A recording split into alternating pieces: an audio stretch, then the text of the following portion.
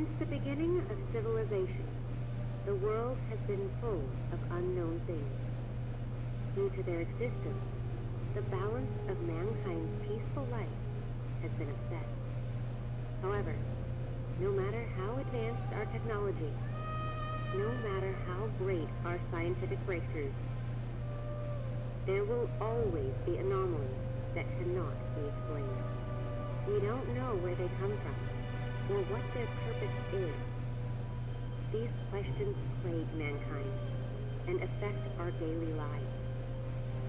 It's because of this that we founded the SCP Foundation, an organization dedicated to containing anomalous items, individuals, and phenomena. The SCP Foundation is committed to maintaining the normalcy of the world so that people may live free of fear. While ordinary people live in the sunlight, we must fight anomalies in the shadows. We must prevent them from being exposed to the public, so that people may live in a rational and ordinary world. We secure, we contain, we protect.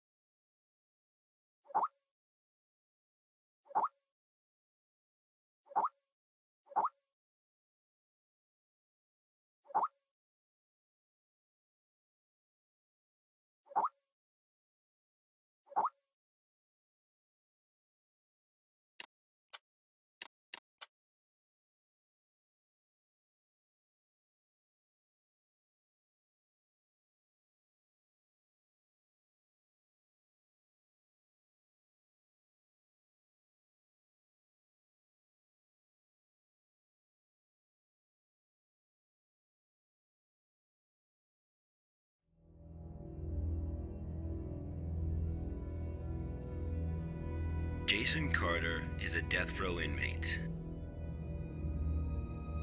In exchange for clemency, he has agreed to work with the SCP Foundation for 30 days. Upon completion of his work, he will be a free man. Jason Carter is now D503.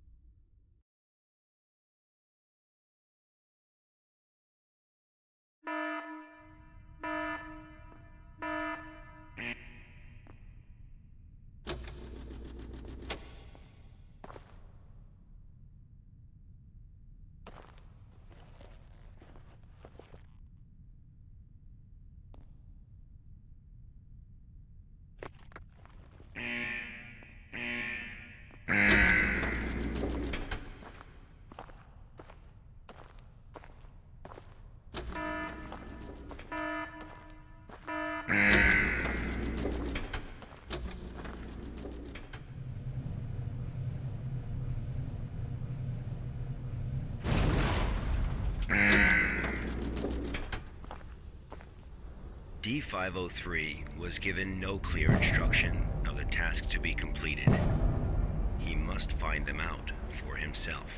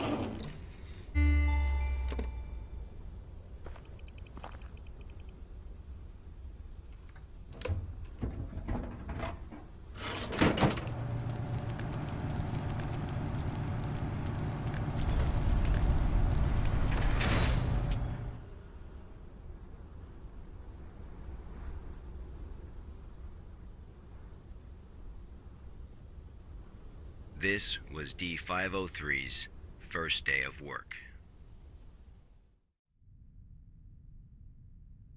SCP protocol mandates that D503 now undergo a psychological evaluation.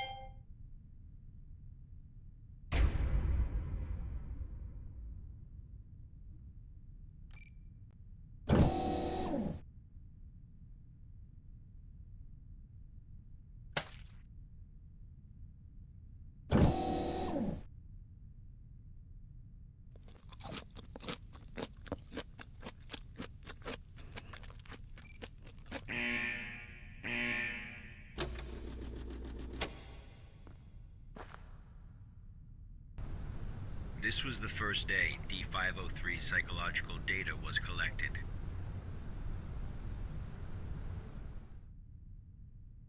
You're probably wondering, how can this job earn freedom for a death row inmate?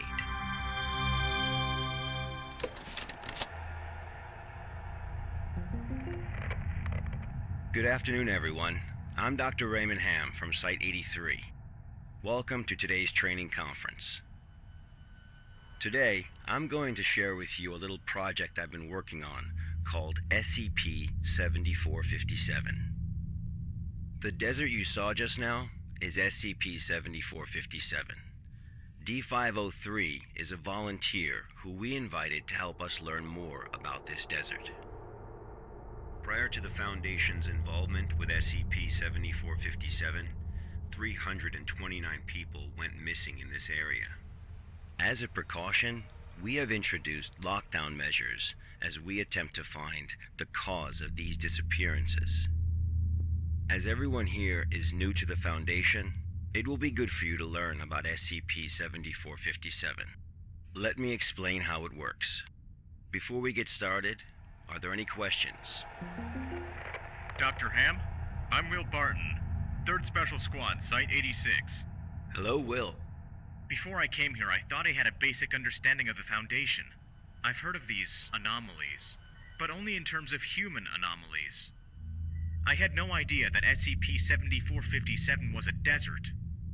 How do we begin to make sense of this? That's a good question, Will. All the unexplained phenomena we are monitoring are being labeled anomalies. Human anomalies, regional anomalies, artifact anomalies, and various other phenomena beyond our control.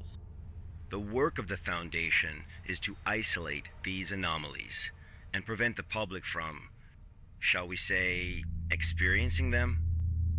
Okay, next question. Hello, Dr. Ham. I'm Mark Harris, a research intern from Site 27. In the video, we saw D503 picking up garbage in the desert. Why did it do that? And what does this have to do with anomalies? Okay, Mark. What I can tell you now is that everything you see is part of SCP-7457. SCP anomalies can be a little difficult to understand at first. Just know that it, or they, have their own rules. Perhaps you'll understand what I mean once we finish watching the video. Okay, let's move on.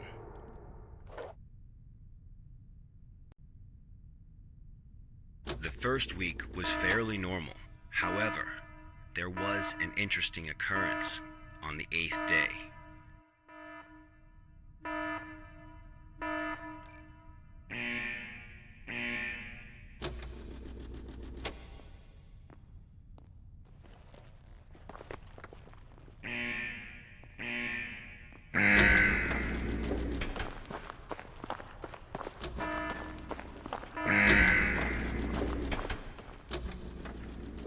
Let's have a look at what happened.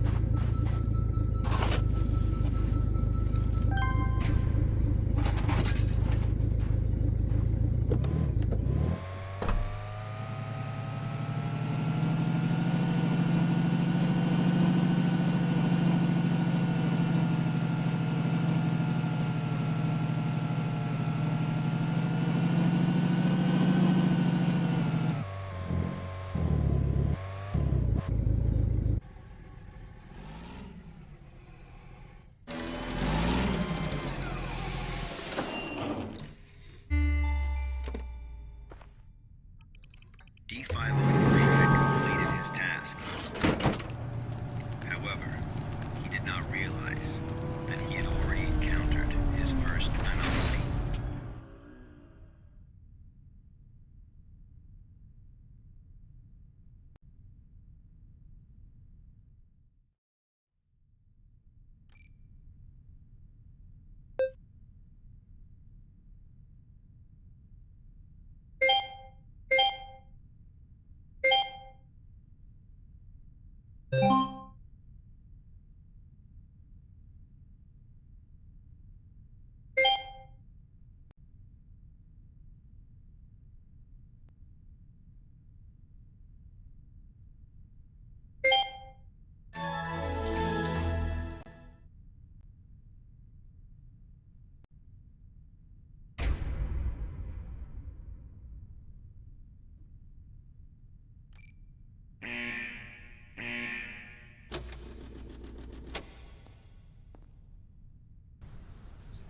That night, D503's psychological data showed abnormal fluctuations.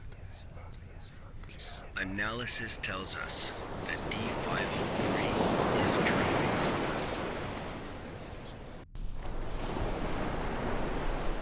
Unfortunately, though, we have no way of knowing what he dreamed of that night.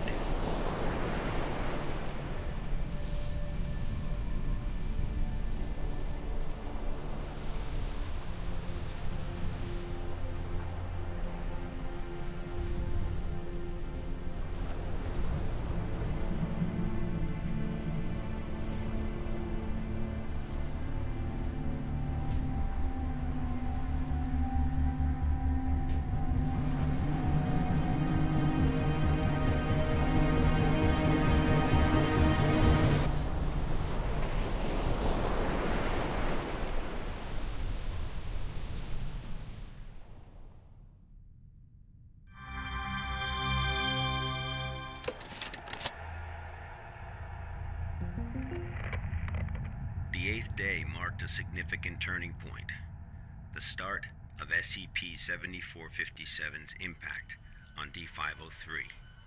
Are there any questions before we go on? Hello, Dr. Ham. I'm Spencer Jones from the Special Operations Department of Site-21. Hello, Spencer. It's still unclear as to why D503 needs to pick up all of this trash. If you wanted to monitor his psychological response to SCP-7457, why not just leave him out in the desert? Why assign him these tasks when there are already psychological evaluations taking place? Okay, our analysis has indicated that SCP-7457 produces a new cluster of trash every 8 minutes and 37 seconds. If waste collection is not done regularly, all that trash may soon flow into our world. It is worth noting, though, that the quantity of waste created here pales in comparison to the amount produced by humans. However, it still has the potential to become a significant problem in the future. By assigning these tasks to D503, we can monitor his reactions while also containing the trash. There is another reason, but we will get to that one later.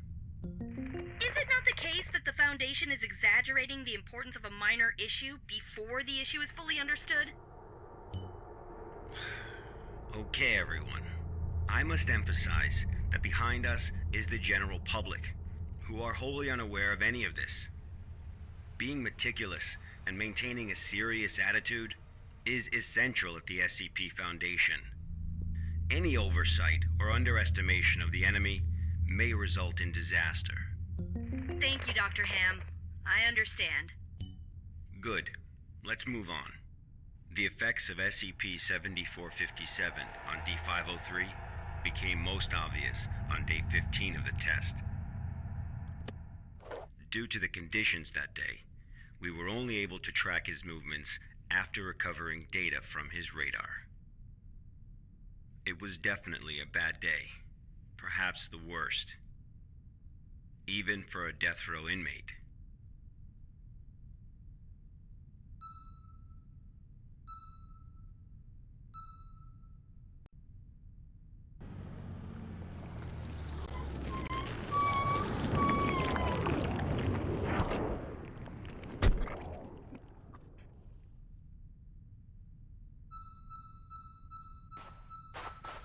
D503 found a radar that perfectly resembled his own.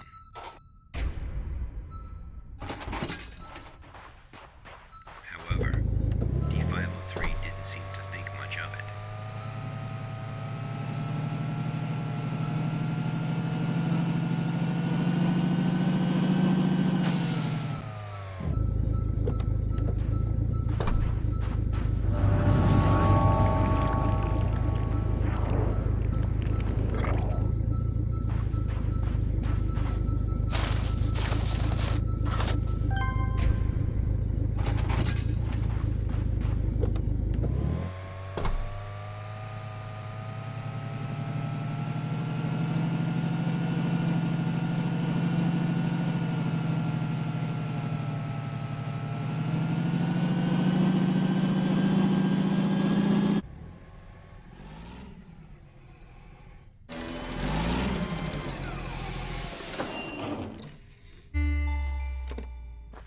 persistent adverse physiological reactions proved to be a challenge for D503.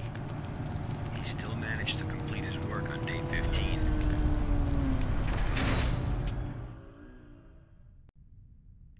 But then he encountered an incident.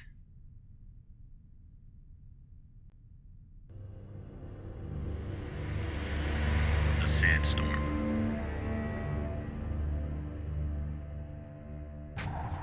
D503 walked in the sandstorm for a long time, but he couldn't seem to find his way back.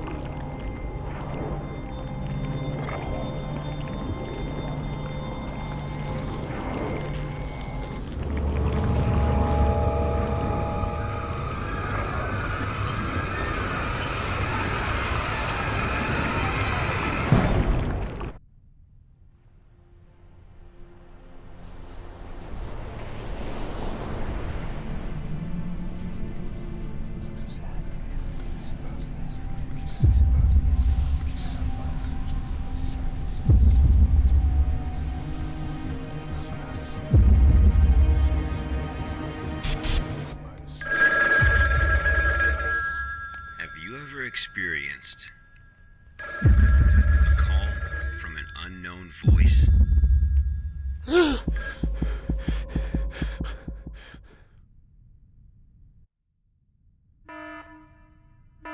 Approximately 13 hours later, a visibly trembling D503 returned to Site 8. We immediately performed a psychological evaluation.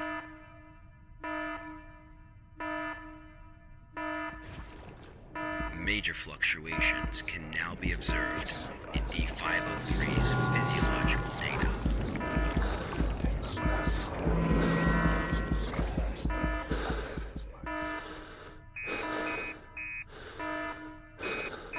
The results of the psychological evaluation were so troubling, we had to abort the mission.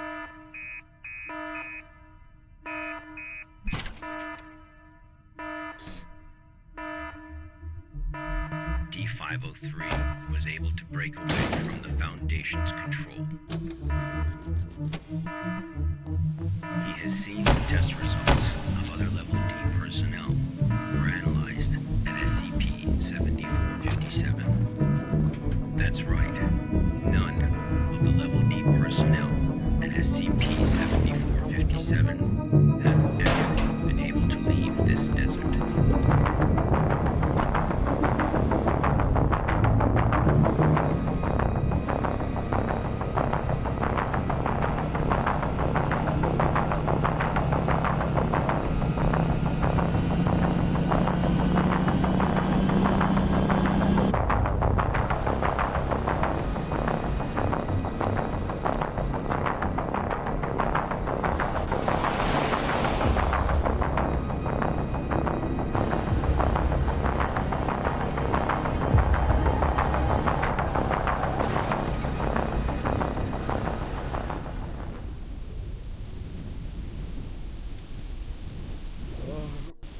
D503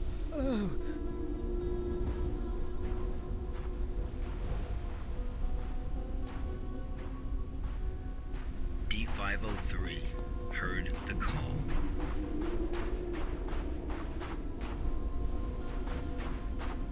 Humans often believe that their fate is in their own hands, that all choices come from their own free will. They don't realize that we humans form only a small part of this world. Out there, in the unknown world, we are as insignificant as a grain of sand in this vast desert.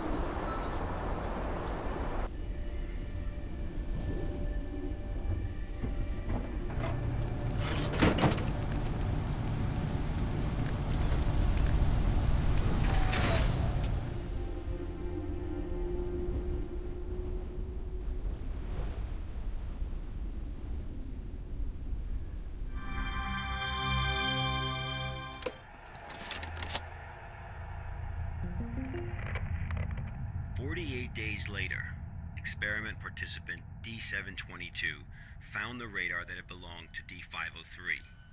The radar was 31 miles away from the waste treatment facility. All the data we have came from this radar.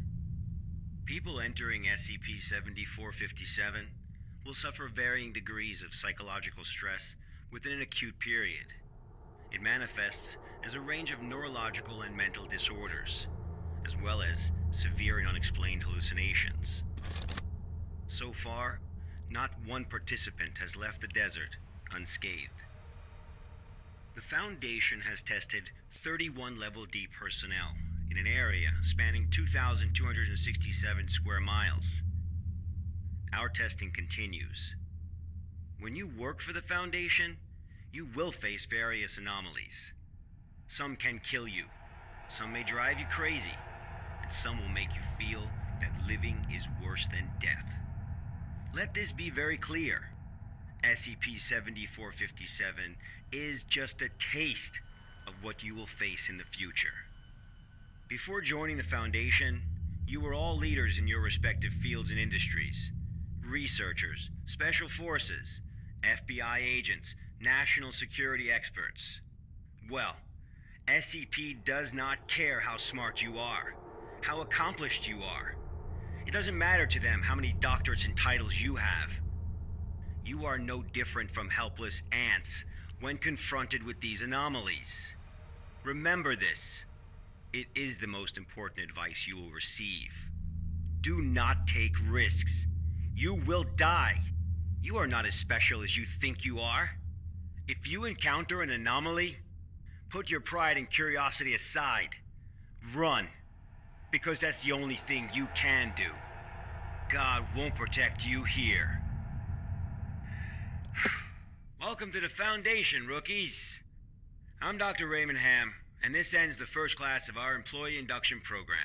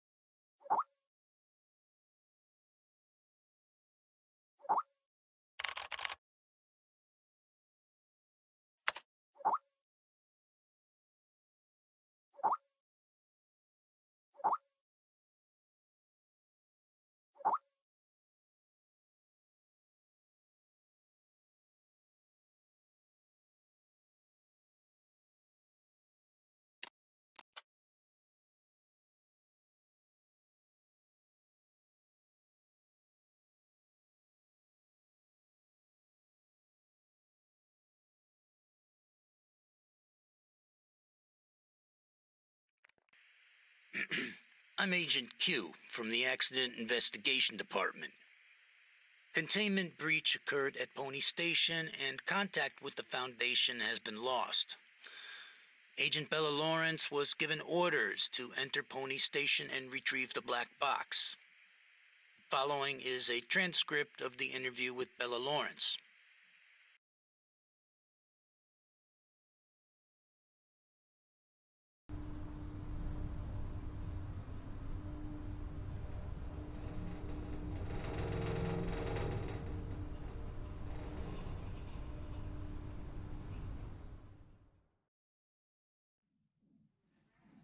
Heart rate 105.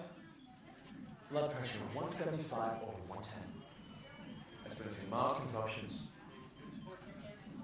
Administer 5 milligrams of methanol to help control blood pressure.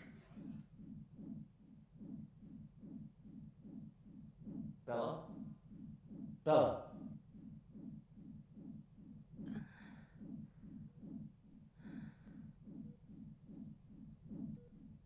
The drugs seem to be taking effect.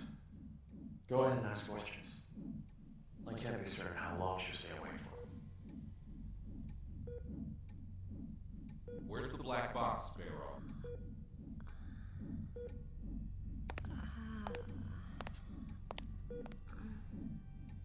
Three days ago, you were tasked with investigating the situation at Site 74, Pony Station. You were assigned to retrieve the black box. Now, out with it. Where is the black box?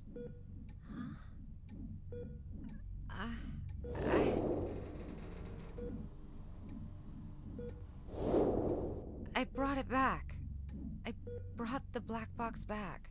Don't lie to us. You never brought it back. No, that's impossible. I remember. I completed my assigned task. I swear. Shit, my head. Ugh. All right, here now. This isn't an interrogation. We're not here to lay blame or point any fingers.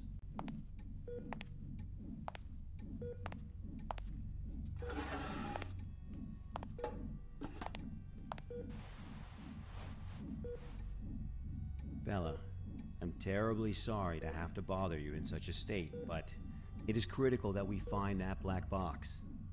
We need to know what happened at Pony Station. My memory's a mess at the moment. That's fine. We'll take it slowly, step by step. Why don't we start from the moment you received your mission? Tell us what you remember. I'll try. That night. Currently heading to mission site 74, Pony Station. We'll arrive in about 3 minutes. Very good, Sparrow. It's been 48 hours since the Foundation lost contact with Pony Station. SCP-701 experiments there have been ongoing. We have reason to suspect a containment breach. What is my mission? According to Foundation security regulations 709S, each site must have a black box placed in a secure area to assist in identifying the cause of an accident, should one occur. Your task is to investigate the situation and retrieve the black box. Black box? Got it. Okay, I've arrived.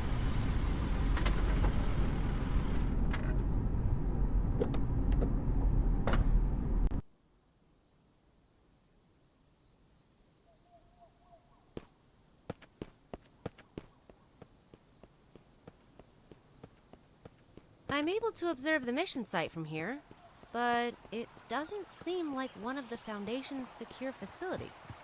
Pony Station, officially known as Site 74, was originally a hydroelectric power station.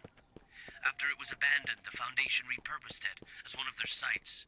Initially, it was used only to contain a few safe-level anomalies, but recently it's also taken over SCP-701. I don't know all the details. We won't know the truth until you retrieve the black box. Got it. I'll complete the task as instructed and retrieve the black box.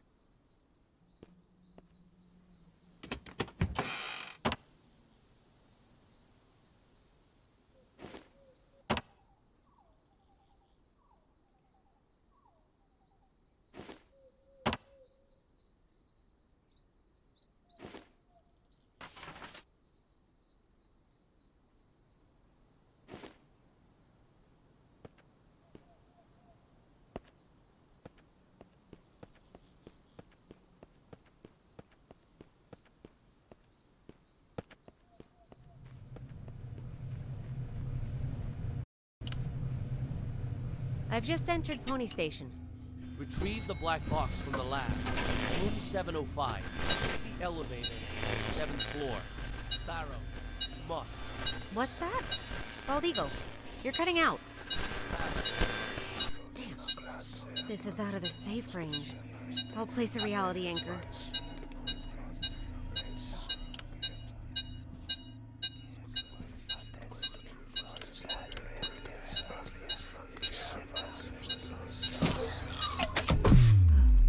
Okay. Much better. Now let's find that elevator.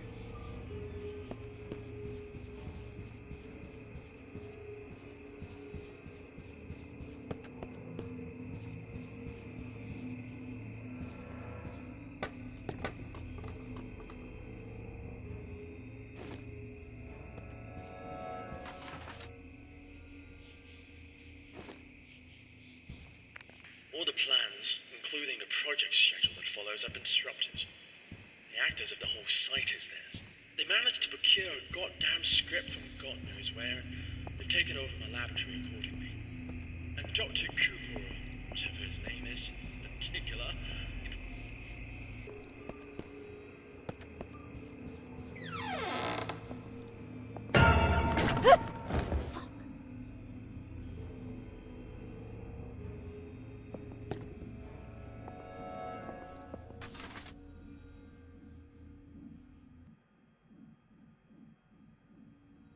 Dr. Tyler Cooper.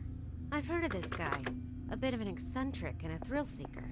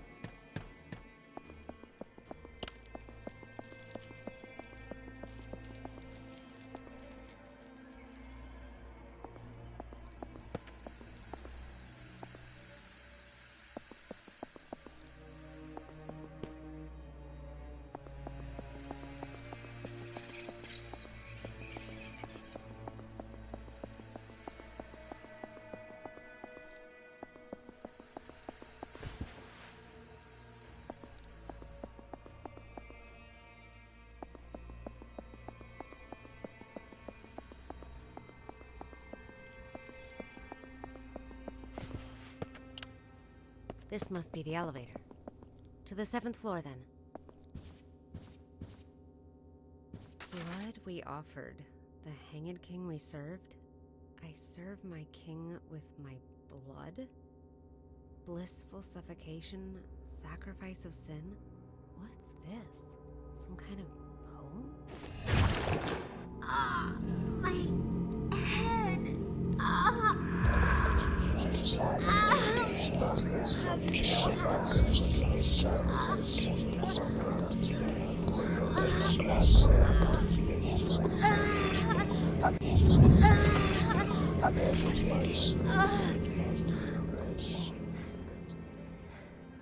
Holy shit.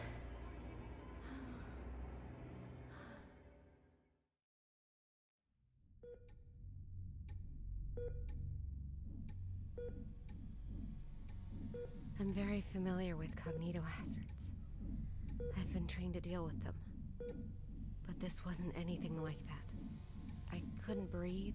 It was like there was a knot tied around my throat. I was weightless, hanging, gasping. No matter how much I struggled, nothing helped. That does sound terrifying. But Perhaps it was just a nightmare, though. No. We wake up from nightmares. Not from this.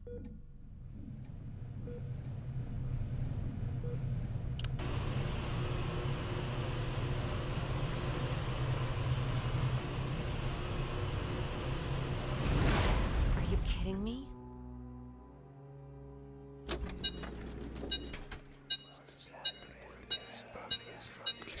It's even more than before. I've got to face the reality again.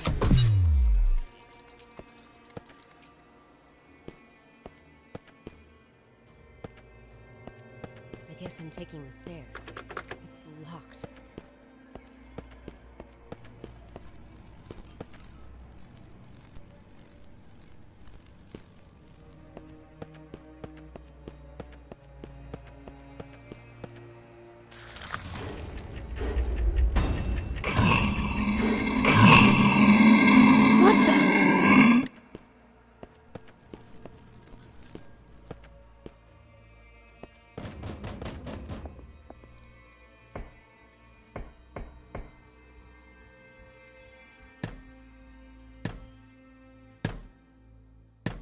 This cognito hazard.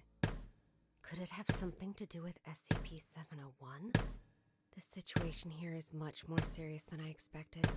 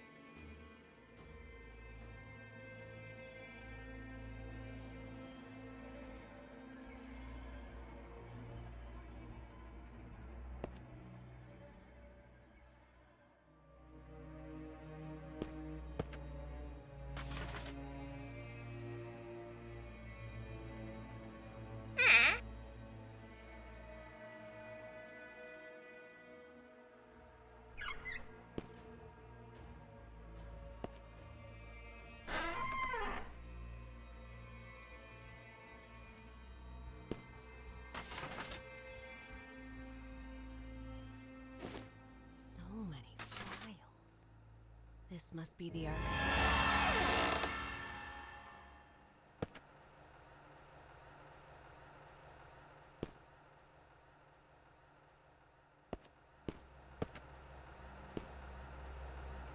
It's all very unusual these days.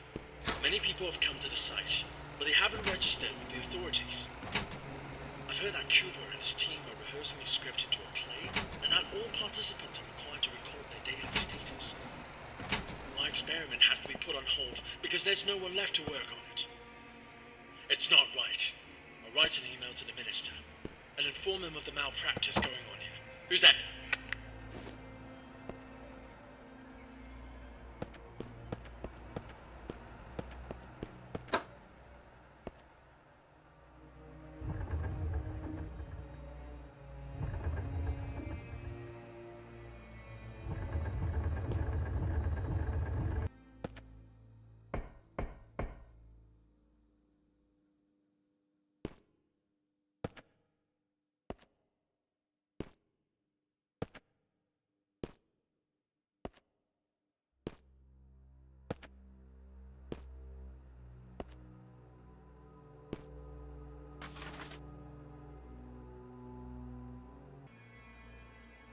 Why would Dr. Cooper need so many volunteers? And what on earth is this SCP-701?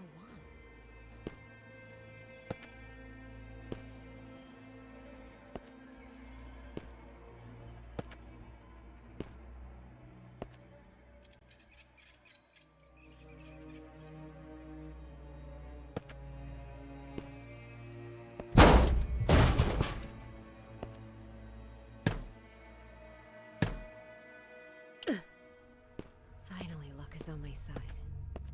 This ought to get me to the 7th floor.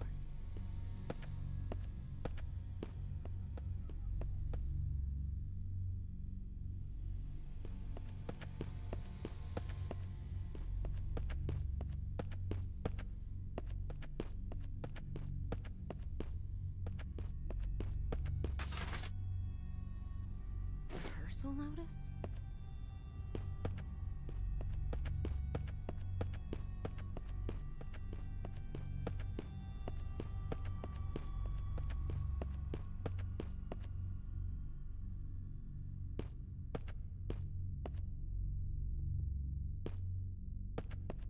What the hell is going on here?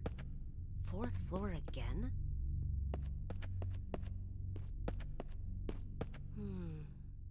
The way out of here might have something to do with these clocks.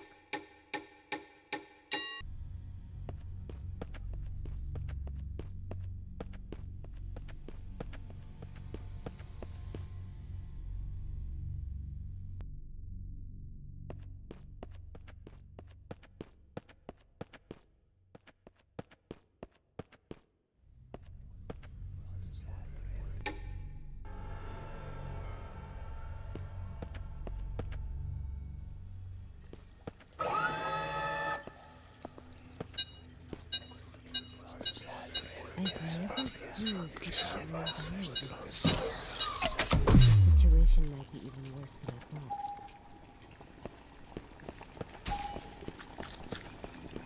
Ugh, what is that smell? When was the last time I cleaned this place?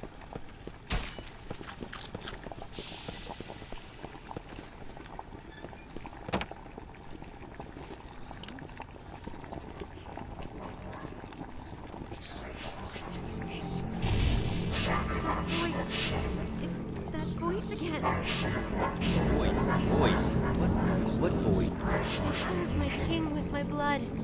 Blissful suffocation to Tell us what it's saying. sacrifice of sin. No! Bella, are you feeling better now?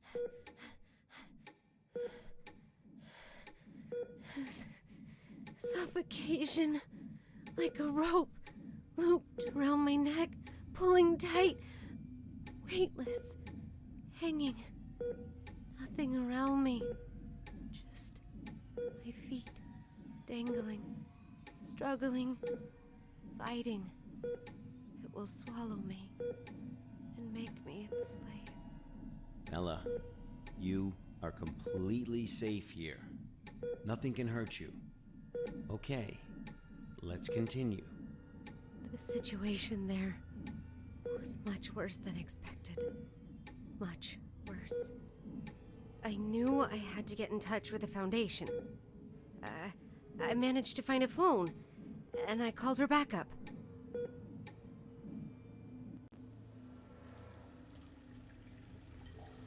This is Sparrow, 09868, for Bald Eagle. I'm at Pony Station on the 7th floor. The situation here is much worse than expected. I need backup. Bella, are you sure this is actually what happened? What do you mean? Yes, of course I'm sure. Come on, Bella. Try and focus. What are you talking about? Bella, you never made that phone call. Of course What? Pony Station was completely cut off. There was no contact with the outside world whatsoever. A phone call? That would have been impossible. No, but I saw... What did you see, Bella? Tell us what you saw.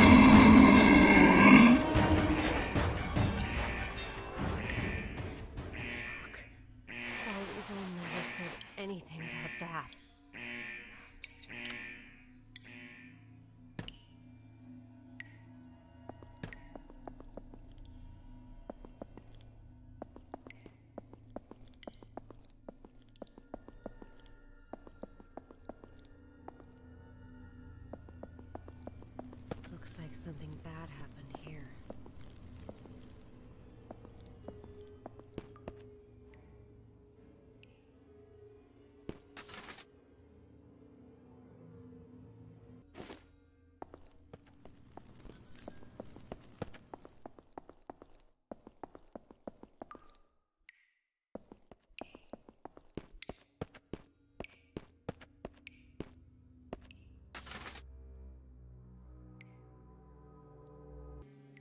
Rehearsals? A play? What is up with this SCP-701 experiment?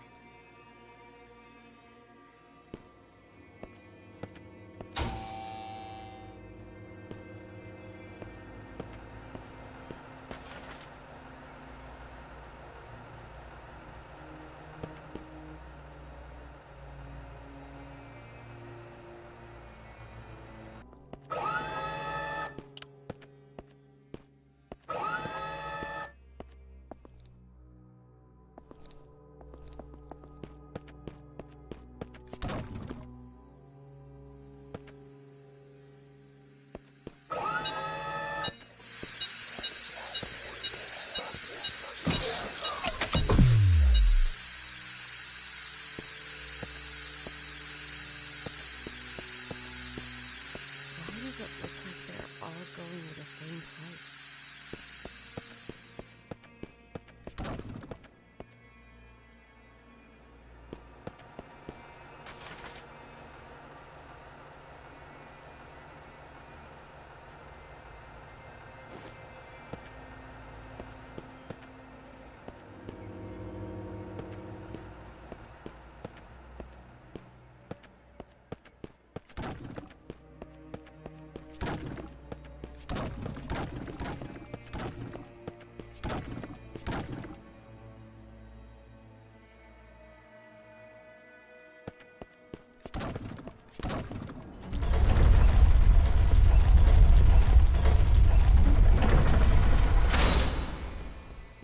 The black box.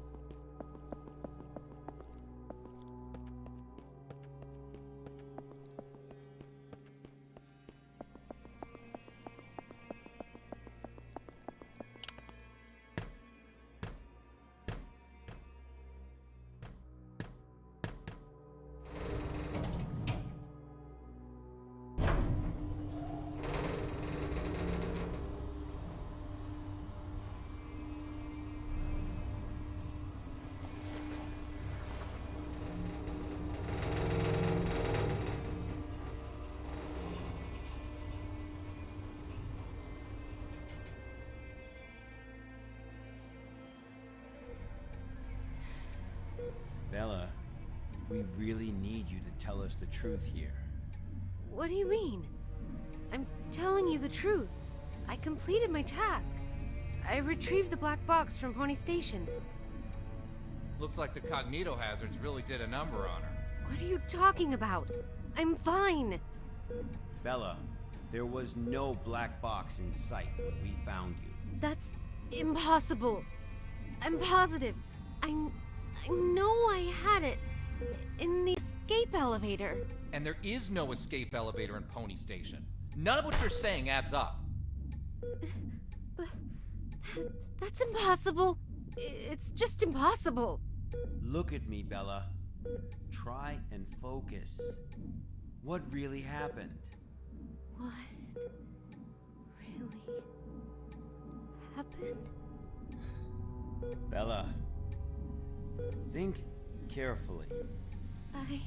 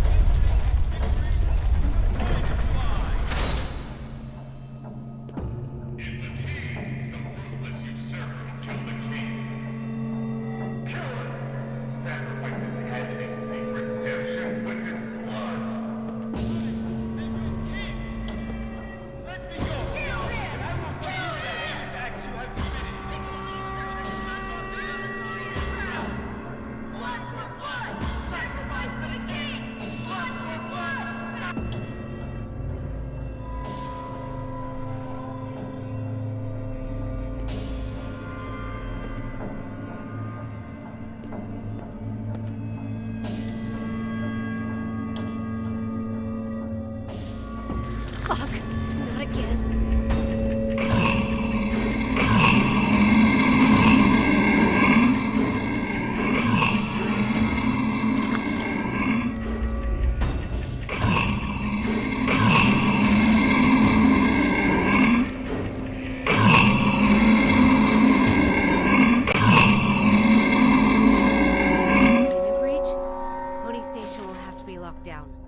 That much is for certain.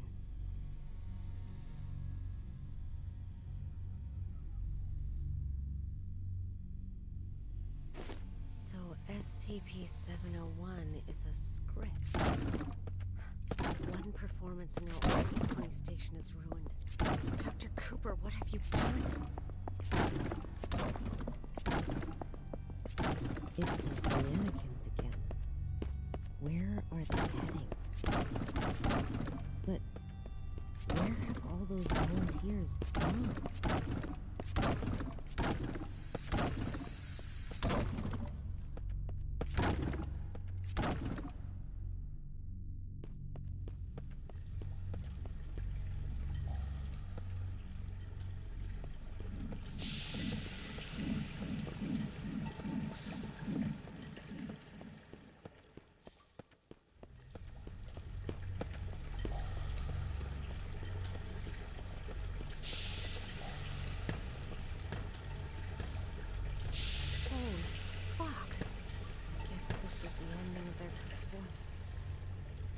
SCP-701, the Hanged King's Tragedy.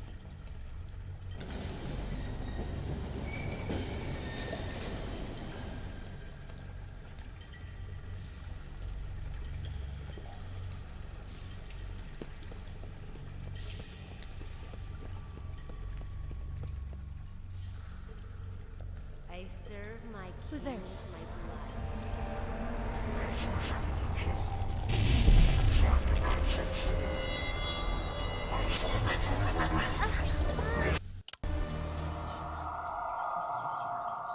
What the fuck?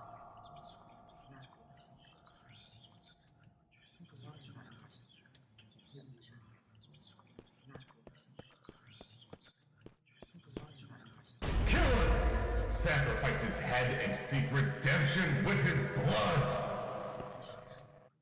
Kill him! Kill him! A despicable usurper does not deserve the glorious crown!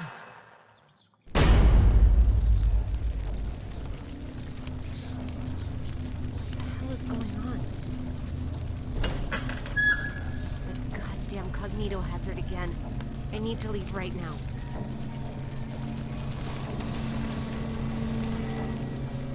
With this, our blood is the hanging!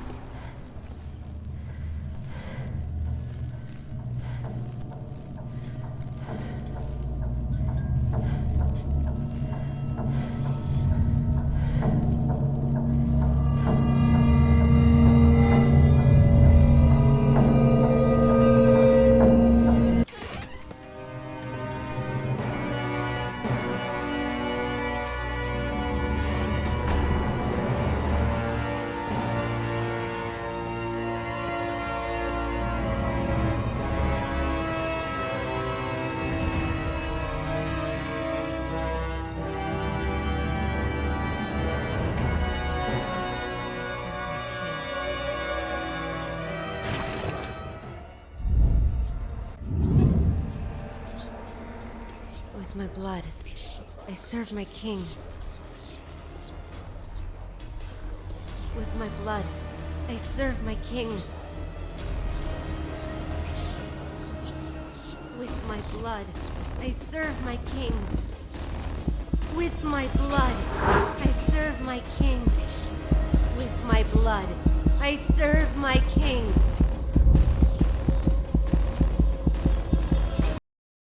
With my blood, I serve my king.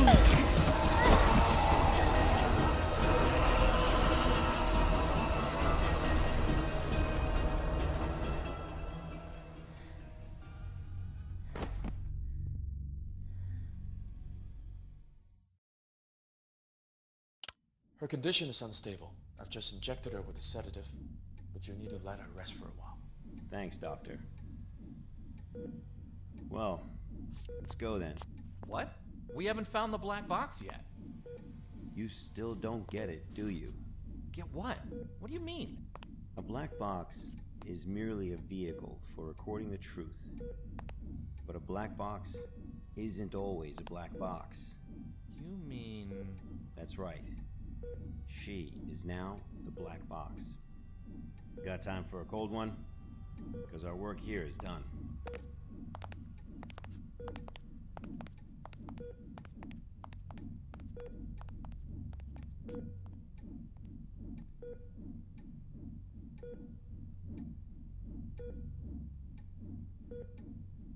I serve my king with my blood. Blissful suffocation. Sacrifice of sin.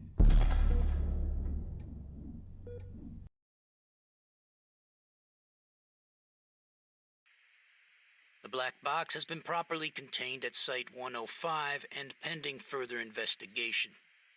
Above is the full record of the inquiry.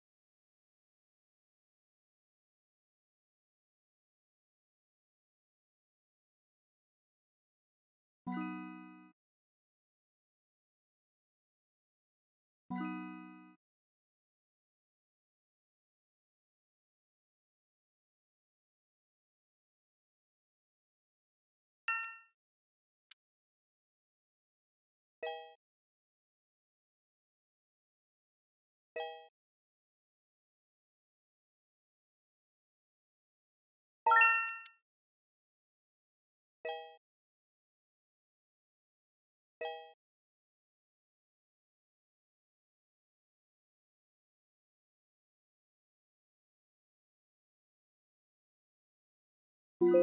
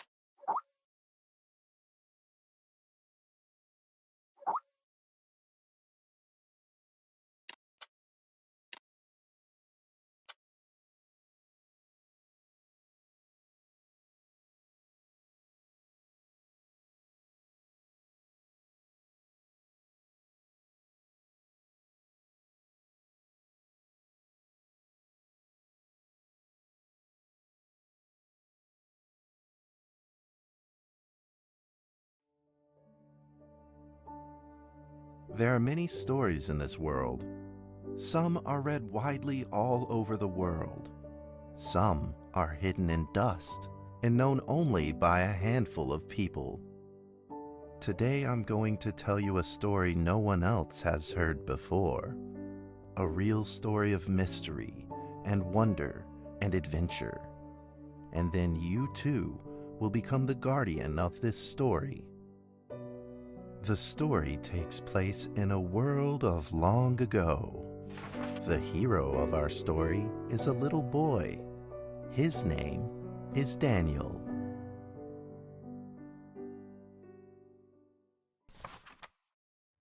One day, out of nowhere, Daniel got a serious case of chickenpox. It made him look like a strawberry. To make sure he didn't spread it to others, Mrs. Page, the principal, had him isolate in an attic. And so, in the attic he lived, all on his own.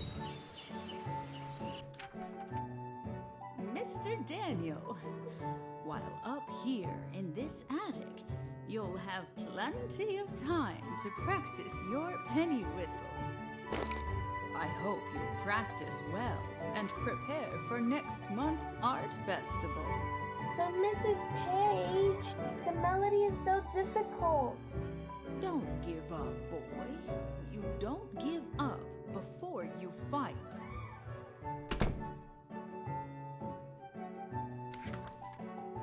Daniel was reluctant at first, but he trusted Mrs. Page, and he knew he should listen. And so he practiced the penny whistle.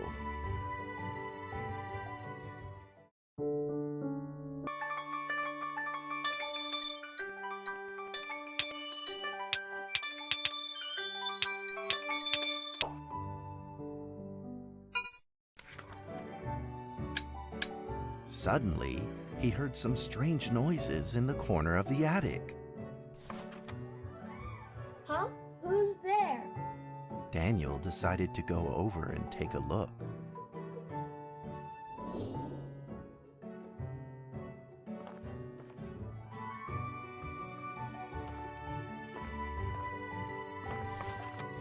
It was a mousetrap, and there was a red origami paper dragon inside of it.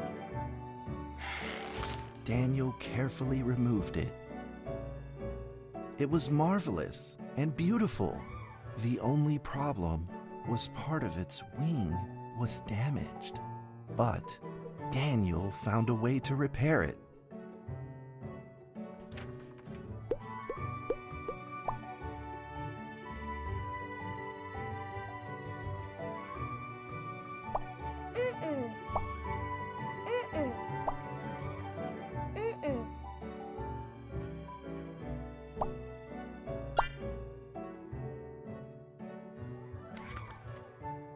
Daniel held the repaired paper dragon high up in the air, imagining that it soared over all the world below. He played and played with the paper dragon. Wee! Woo!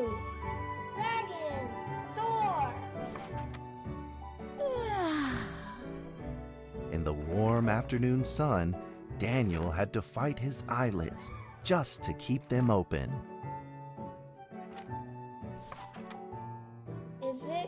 Could it be? Or is this all just a dream?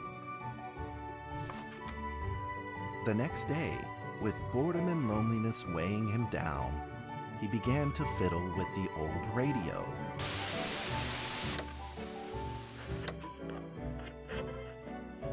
Our town is located in the plains, where earthquakes are not particularly common.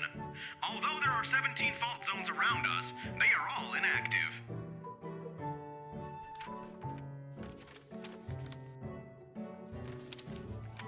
A scrunched up ball of paper rolled over to his feet. Where did this paper ball come from? Just as Daniel went to pick it up, the ball suddenly came to life, and it rolled away. Daniel chased after it.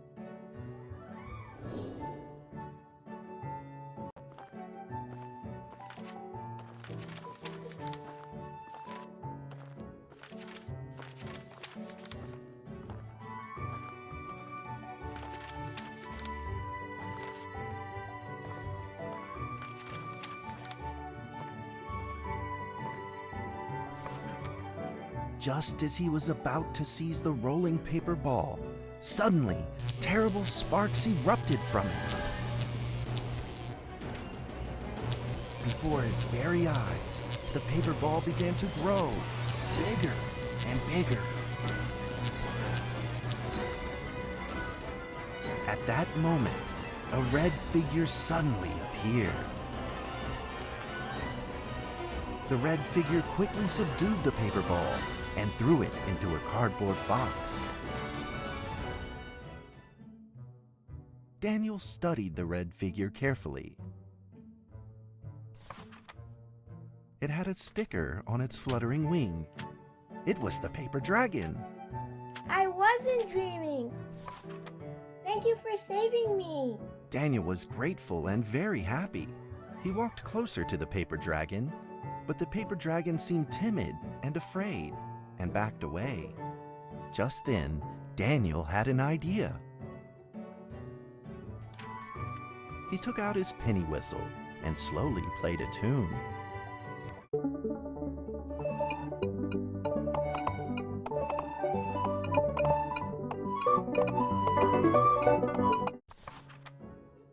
The paper dragon enjoyed the sound very much. It began to move along with the rhythm, flipping up and down in the air.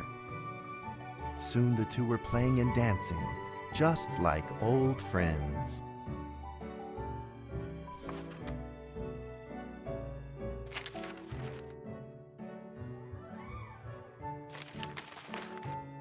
The paper dragon traced out a beautiful arc in the air, communicating with Daniel in a unique way.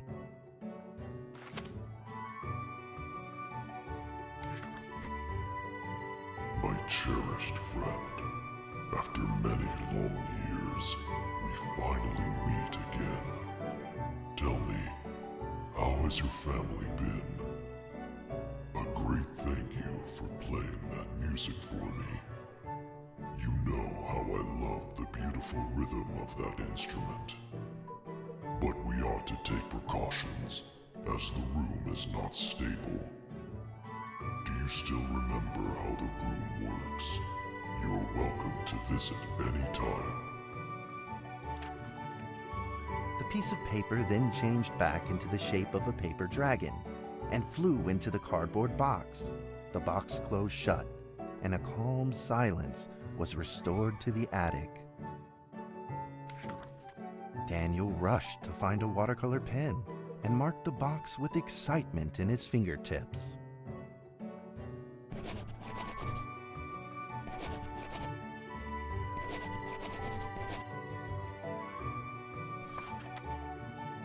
Over the next few days, the paper dragon came out often to play with Daniel. During this time, Daniel introduced many of his friends to the paper dragon.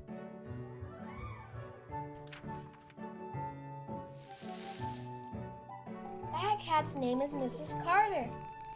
Ever since I secretly fed her some fish for dinner, we've been good friends. That's Duke, Mrs. Jessica's pet. He doesn't like Rainy Day or Mrs. Carter. Only smoked sausages for his taste. And now, we are friends too. My name is Daniel. What's your name? The paper dragon flapped its wings, as if it didn't understand him.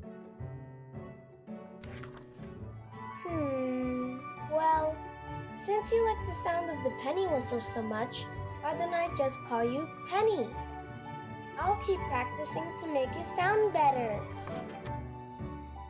Daniel and Penny then played baseball together in the attic. Let's play cat.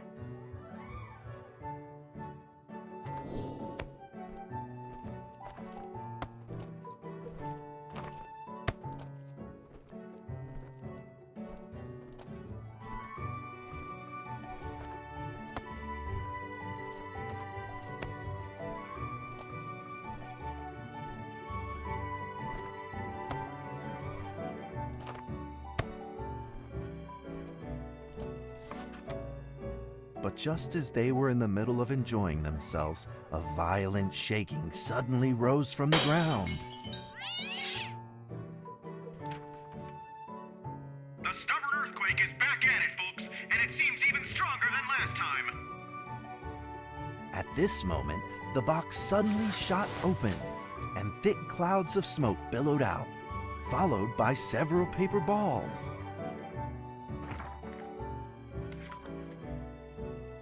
Penny attacked the paper balls without a moment's hesitation and promptly threw them back into the box.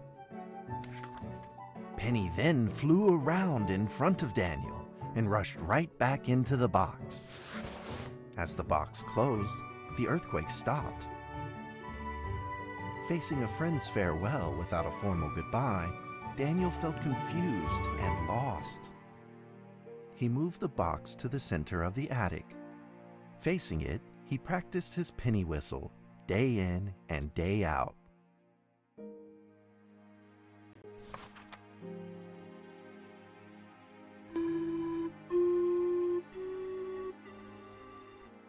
As the days went by, Daniel's playing became smoother.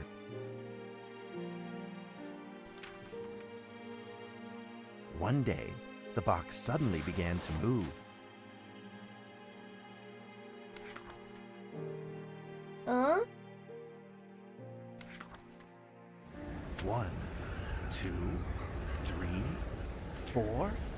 This time there were 4 paper dragons. But they weren't alone. Enemies began to jump out of the box too.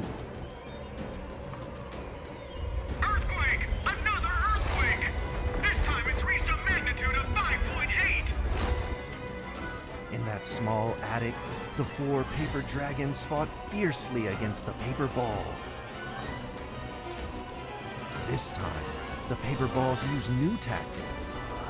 They clumped together into a single monstrous ball of paper. It began to shoot strong bursts of electric sparks at the paper dragons as they flew through the air. As they were hit, the paper dragons fell from the air, one after the other. Seeing the injured paper dragons, Daniel felt very distressed and anxious. Just then, one of the paper dragons painfully started to fly and gathered the remainder of its power. The paper dragon transformed into a great beam of light and dove straight down to pierce through the monstrous paper ball. And then came another paper dragon. The monstrous paper ball was blasted to bits, exploding into smaller paper balls. Trembling, they struggled to escape back into the box. The sacrificed paper dragons were reduced to swirling shreds of paper, and a silence pervaded. peace and tranquility were restored once again to the attic. Daniel saw the remaining 2 paper dragons lying on the floor, badly wounded. He rushed to grab some stickers and treated them at once.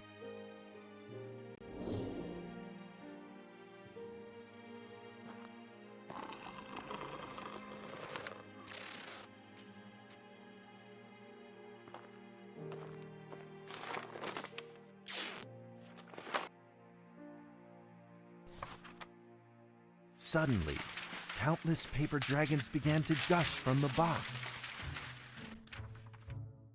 The 2 wounded paper dragons were repaired and began to fly. Like 2 colored threads, they merged with the other dragons, flying in unison. The dragons moved like a tide, flying freely through the attic. Daniel eagerly took out his penny whistle. He showed all his paper dragon friends the results of his hard work and practice.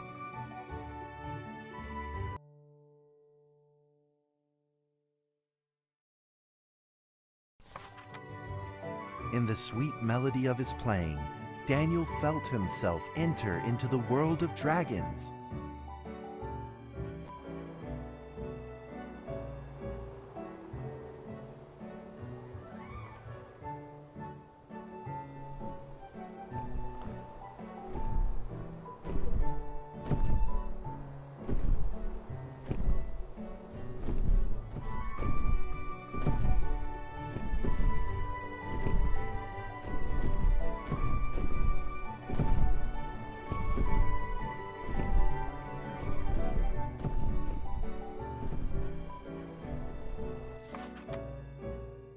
The paper dragons merged into a long letter and floated down towards Daniel to tell their story.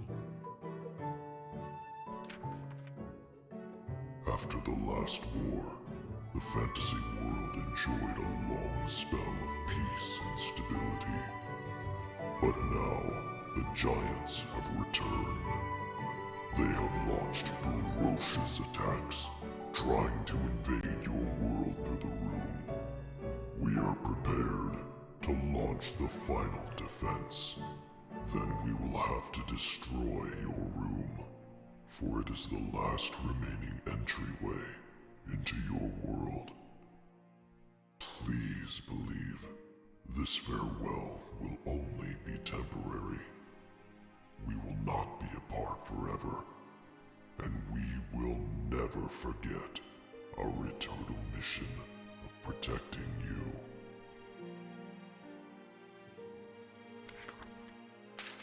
At that moment, the paper dragons flew back into the box. Daniel still couldn't fully understand what the paper dragons had meant, but he had a vague feeling in his heart that he may never see his new friends again. A few days later, Daniel's chickenpox had fully recovered. He could now play the penny whistle very, very well. But the paper dragons never returned.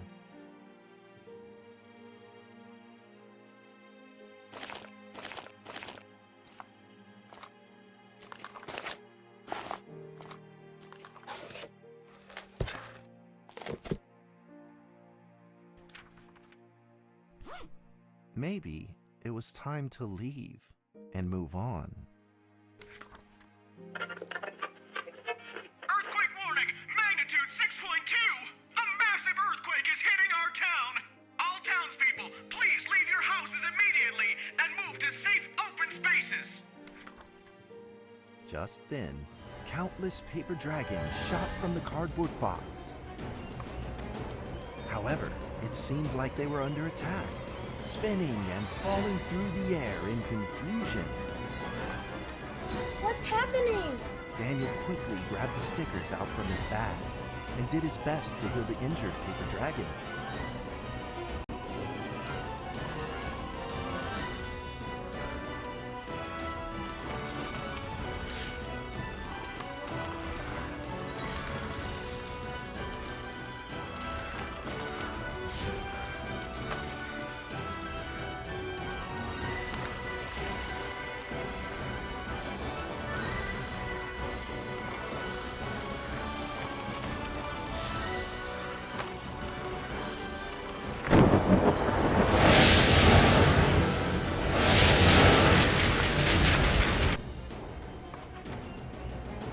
paper balls swarmed together and pushed Daniel away, subduing him firmly in the corner. He couldn't move. Suddenly, ominous clouds rose from the box, and a violent lightning flashed through the room. The figure of a giant slowly emerged from the thick clouds, and the entire attic became overwhelmed with its evil aura. The earthquake is growing stronger, now with a magnitude of 7.1! Heaven almighty, are we doomed? The giant unleashed its power maniacally. The paper dragon struggled against it, with no means of fighting back. At this critical moment, two paper dragons shined brilliantly. Together, they heroically crashed their bodies into the giant. Daniel thought the giant had been defeated by the paper dragons, but soon he found that things would probably not be so simple. The giant's figure could still be seen in the thick smoke, looking evil and terrible. The attacks of the paper dragons had had no effect, and the giant had only grown stronger. It fought back with a new ferocity. The paper dragons were simply no match for it. The earthquake is growing stronger still! The greatest disaster this town has seen in over 100 years! My heavens! Will this nightmare ever end? With the paper dragons now all but defeated, Daniel spotted a frail figure in the distance. It was Penny. It flew gently in front of Daniel and affectionately rubbed its head against his fingers, as if this whole crisis had never happened. Daniel felt like Penny was trying to tell him something, but he didn't quite understand what. Penny then left Daniel and soared into the air with a determination in its wings.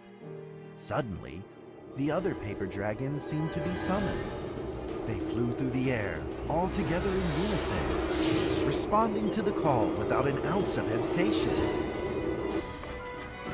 At that moment, Penny turned into a great red beam and rushed fast towards the giant. The other dragons followed, shining together like a shooting star.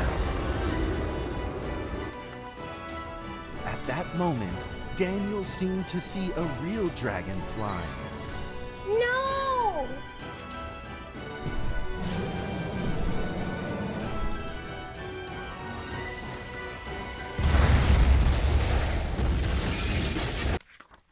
A huge explosion from the impact drowned out everything else in the attic.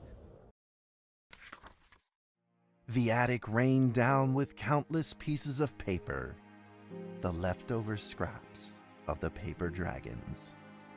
Daniel wanted to collect all of the pieces. He thought he could still fix them.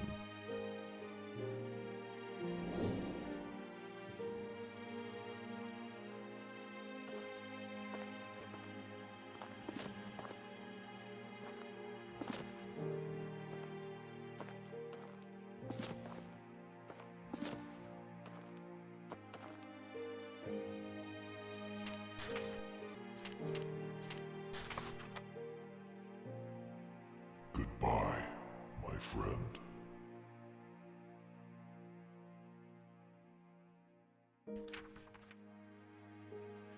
The nightmare is over. The earthquake has stopped. With God's mercy, our town is safe. We thank you, Lord, for your protection.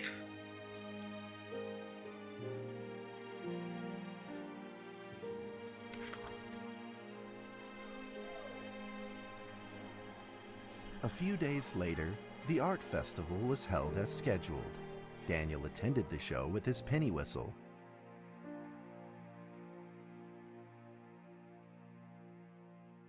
And now, Daniel Trevor will perform a penny whistle solo of a song titled Fly With Me.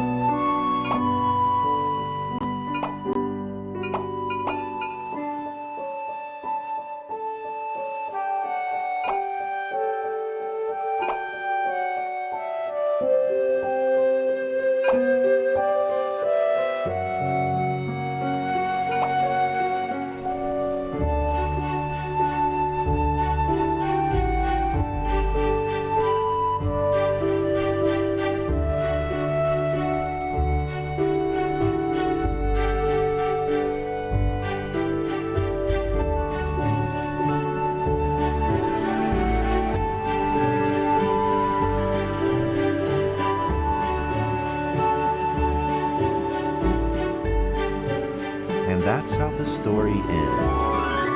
Now, you might be wondering, what happened next? Are there still paper dragons in the world? Well, that's a difficult question to answer.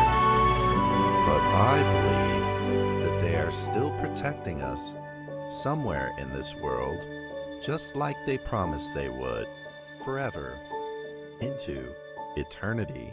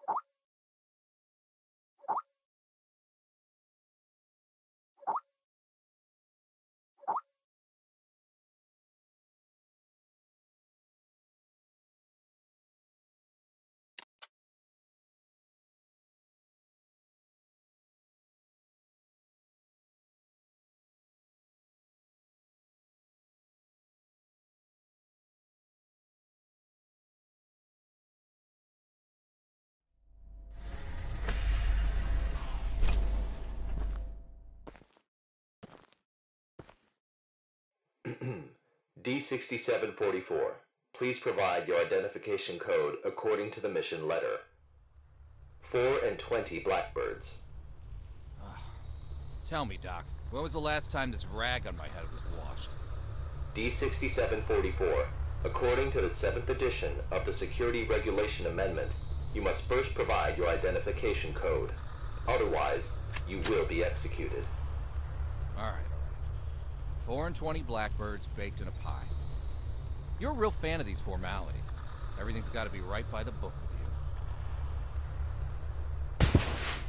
Oh, God. Fuck. Mike Donald, consciousness intrusion expert, former leader of MTF UP2, codename Spider. Now, Level D personnel. Number 6744. Enough with these damn formalities. Just what the hell you want me to do? D6744. Do you know about the Witch Plan? I've heard the name, that's all. The plan is under the direct command of O5. Every last detail of the plan is protected by the strictest confidential terms. So what? D6744.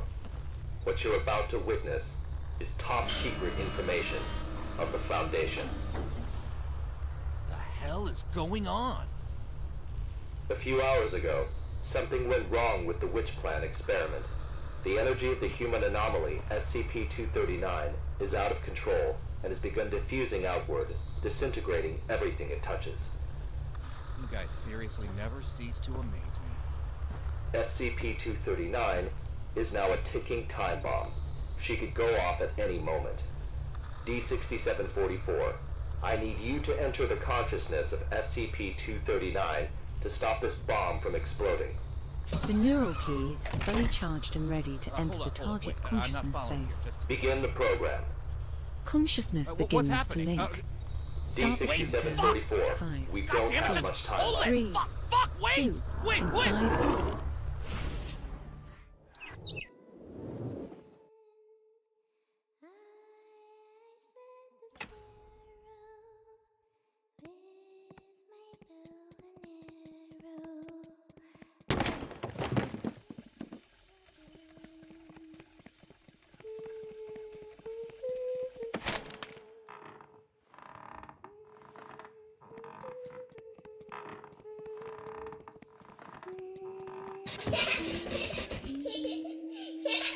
D6744, can you hear me? Son of a bitch! Fuck you!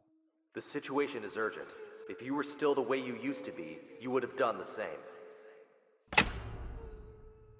Hello there? Hey, wait! D6744, what did you see? A little girl, but she ran away when she saw me. That little girl is SCP-239. What else have you discovered?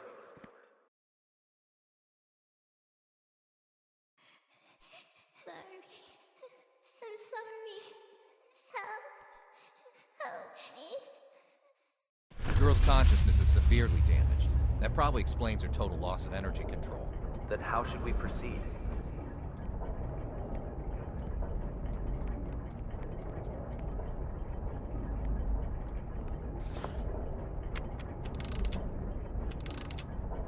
I'll have to enter her preconscious. If there's a solution to this, it's gonna be in there. Good. D6744, you really are the right person for this mission. D6744, I must remind you, SCP-239 is no ordinary girl. She is uniquely dangerous.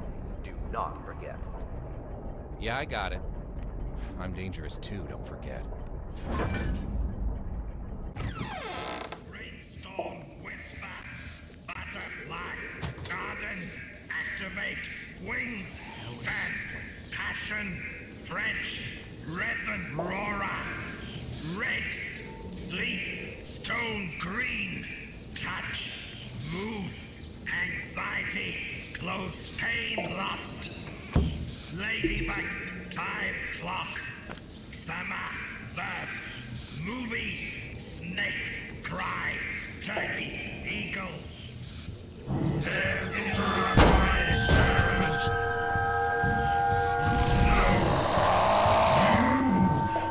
will pay the price. Holy mother of...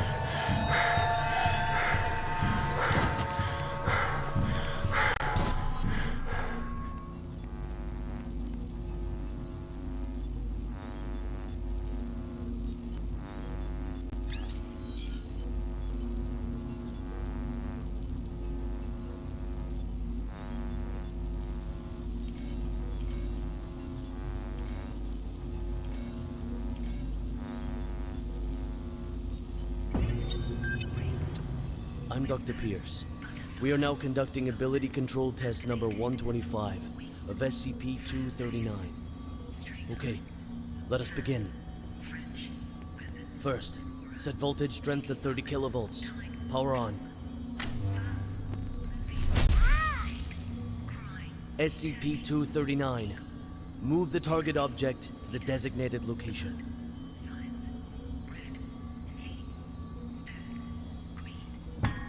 Ability control test number 125 has failed. The voltage intensity must be insufficient. I'll need a new test site, along with new equipment that can handle a greater voltage load.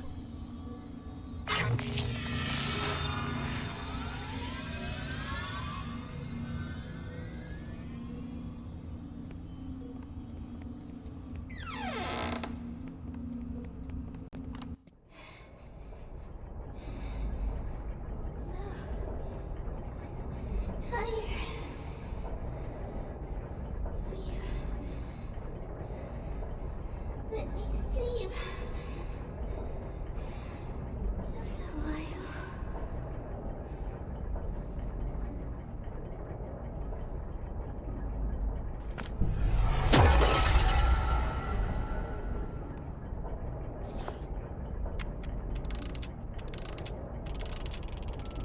Bird's Nest calling D6744. Do you copy? Copy. The energy of SCP-239 is still diffusing outward. What's your situation? Situation's more complicated than I thought. I'm gonna need more time. Be quick about it. I got it. Quit rushing me.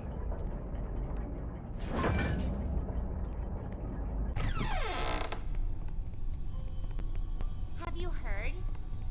Heard what? O5 is displeased with the slow progress of Dr. Pierce's experiments. They've appointed a new director to take over the project. You sure it's not just a rumor? Today's morning session was chaired by Dr. Pierce. It's true. Trust me. If I'm being honest, I don't really like Dr. Pierce. Something about him, just gives me the creeps. He's coming. Stop.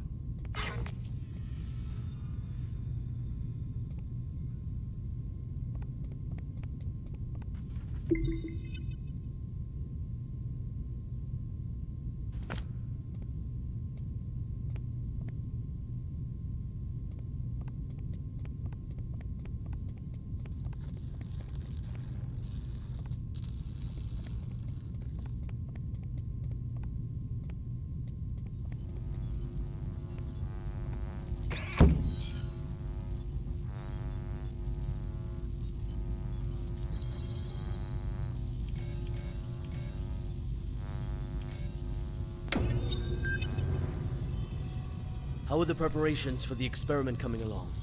Equipment's been checked. Everything is ready. Good. Anything to be aware of? Sam went to the counseling room after yesterday's experiment. Give him an injection of amnestic agent, and let Arthur take his place.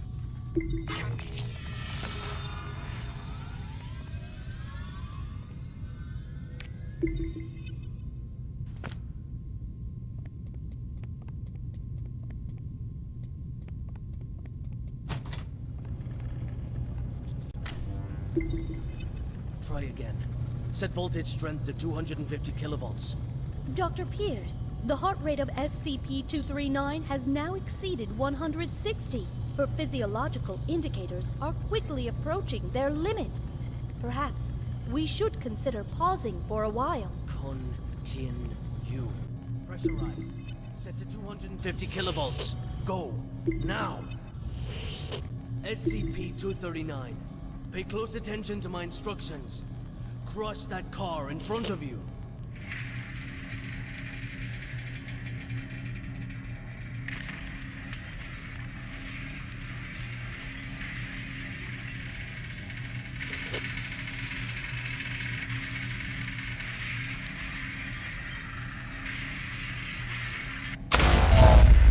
What's the meaning of this? Sean Pierce.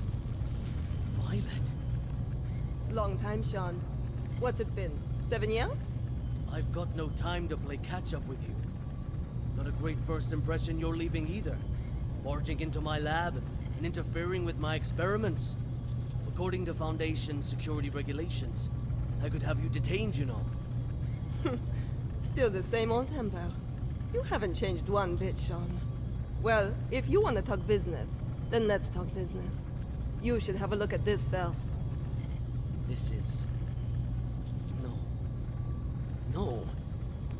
This is O5's mandate. Effective immediately. Witch plan and all SCP-239 experiments will be led by me. No. That's... No! This is a mistake! It's not possible! Don't take it personal, Sean. The simple fact is that the development of SCP-239 is moving too slow. They want a more ambitious approach. A new process, if you will. A new process? What new process? Just what do you know about process? Please, Violet, enlighten me. Sean, let us end our bickering with this. Victory comes to those who fight, and to those who last.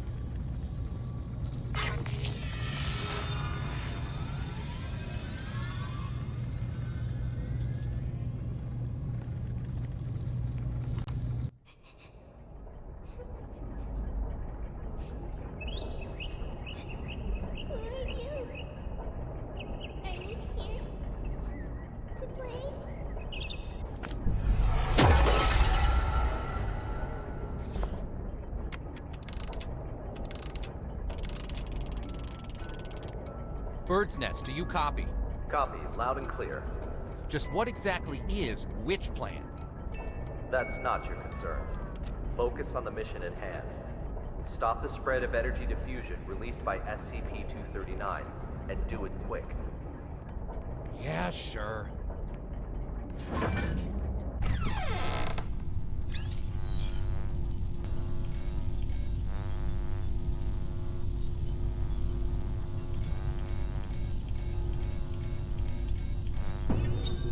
Director Tattoo. The storybooks and toys we ordered have arrived at C3 Warehouse. Good. How's the containment room remodeling coming along? The bed and daily necessities are all in place. The demolition of the ARB potential development plan will be completed next. Good and good. Now, how about the formal meeting with our little princess?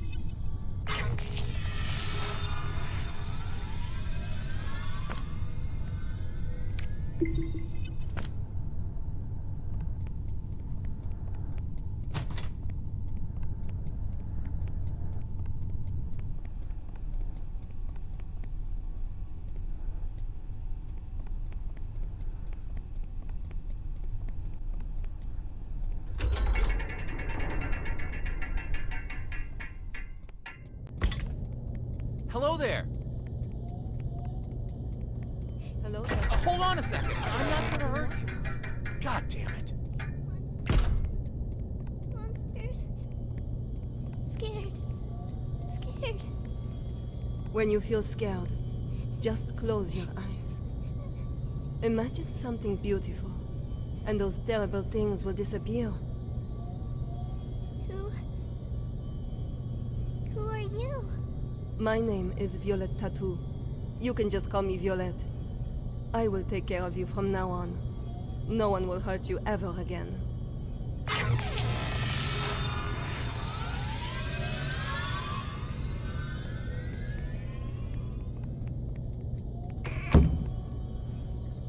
All right. That's it for today's bedtime story. We'll have a little test tomorrow. You need your rest. Afraid. Sleep. Nightmares. SCP-239, are you afraid of having nightmares again? Yes. Afraid. Just remember what I told you. When you feel scared, just close your eyes. Imagine your little friends in the stories all running out of their books to come play with you. Then you won't be afraid. Get some sleep now. Remember to imagine those beautiful images.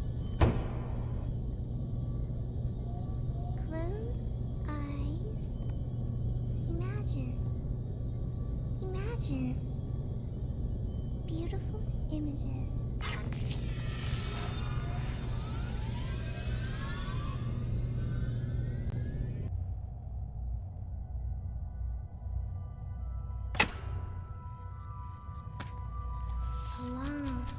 time ago, there was a robin.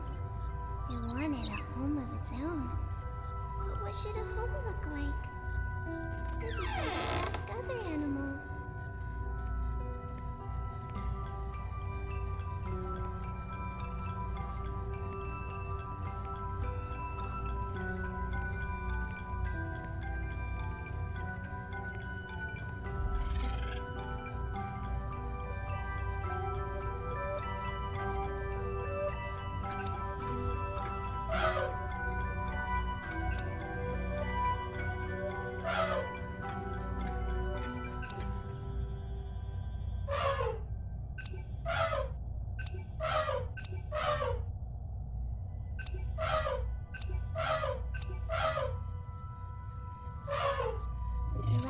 An elephant. This is the house should have very strong floors. Strong enough to support my weight. The robin shakes his head.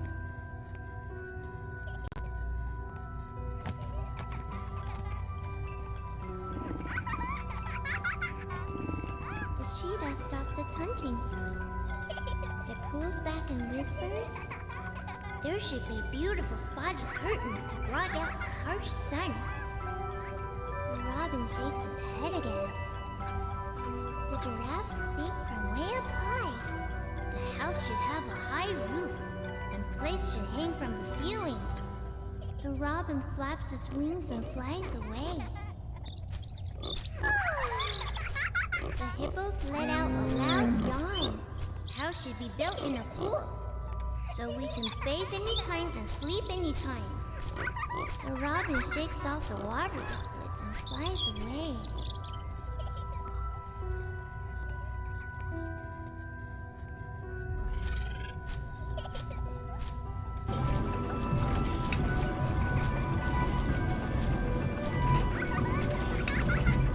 The robin flies to a small hill where the lion's family lives. The lion says, "My home is vast and boundless, and the whole prairie is my home." The robin shakes its head and flies away. It flies and finally it lands on the back of a rhinoceros. The rhinoceros says, "Everyone travels with all sorts of strange questions inside, but after traveling far and long enough, the answer that everyone finds is that the truth is not far, for it lays within our very hearts." Robin, what kind of home do you want? The robin says, "The home I want is..." SCP-239, what are you doing? What's going on here? What's happening? SCP-239, we have to work and rest according to plan. But Alex, clear up the mess. At once, Director. SCP-239, this is all for your own good. You must be obedient and complete tomorrow's test. After that, I'll give you a gift. A gift? All right. Back to sleep now, SCP-239.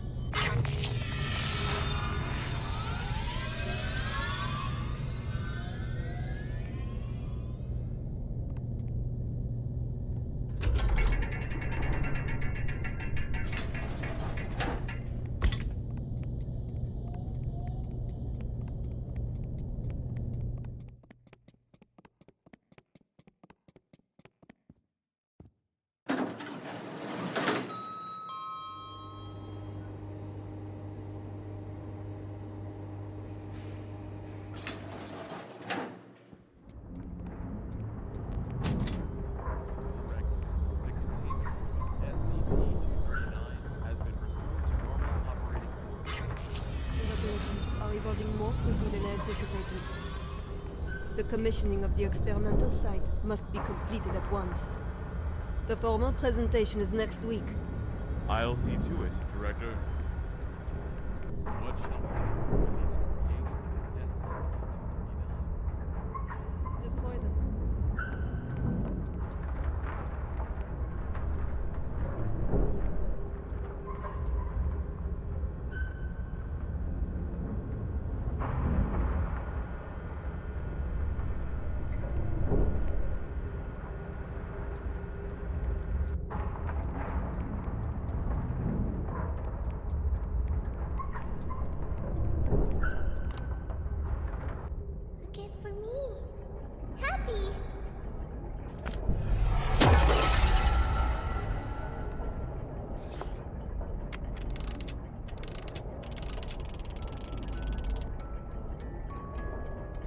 Hey, you there? D6744 calling Bird's Nest. D6744 calling Bird's Nest. The hell are these guys up to?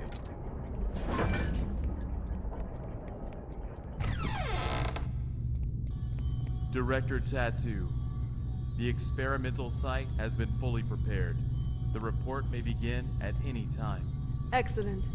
If today's experiment goes smoothly, I will have full control over which plan. Go, check again to be sure that everything is in place. There can be no omissions.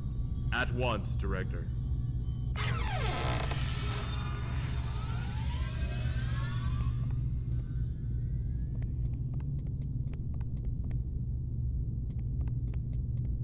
Violet, I've got to have a word with you.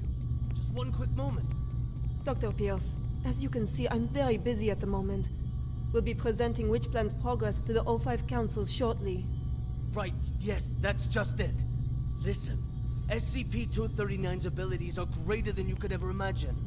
She is infinitely more powerful now than when she was born. Your experimental procedures lack the proper controls. Any mistake, no matter how minuscule, could have irreversible consequences. Dr. Pierce, let us not forget that it was your previous missteps that caused us to miss the ideal incubation period for SCP-239. If we don't cultivate her using my method, the window of opportunity will be closed for good. But listen, if you go about it using your method, you will repeat the accident that happened 7 years ago. You do remember, don't you? Heisenberg, Freeman, Claire? Enough, Sean! Don't you dare bring up their names. Sean, the progress of civilization has always come with sacrifices. You don't get one without the other. To have the chance to harness the abilities of SCP-239, no price is too great. Violet, you are playing with fire. Dr. Pierce, it's time. I suggest you go to the first floor to get front row seats to civilization's next leap of progress. Violet! Listen to me! Violet!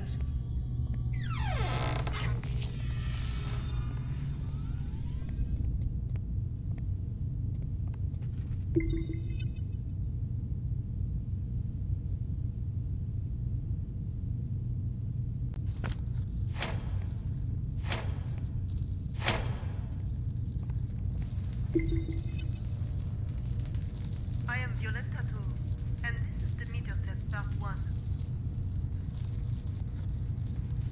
SCP-239, do you remember our friend here? The little robin with the pretty feathers? Can you make it come out and play with us? Okay.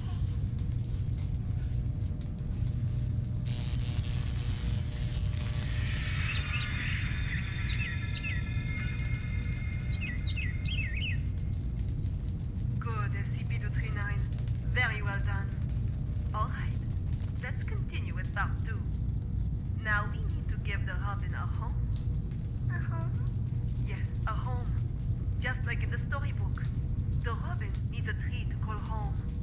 So let's give him a big tree. Robin, home. Not the tree. SCP-239, you just need to listen and follow my orders. Come on now. Let's give our good friend the robin a big tree. Home. Not tree. SCP-239, I need you to follow orders and make a tree. SCP-239, if you don't follow orders, there will be no more nice things for you. No toys, no storybooks, no pretty decorations. Back to that cold, ugly room. You don't want that, do you? No. No. Then make the goddamn tree for me. Everyone, no need to panic. This is all standard. SCP-239 will have a slight effect on the current when using her abilities. It's perfectly normal.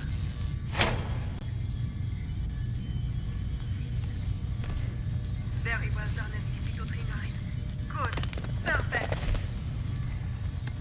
As you can well see, under my guidance, SCP-239's abilities grow our police day. Over time, we will expand the experimental content, and we will see even more advancements. SCP-239, you can start now. That's enough.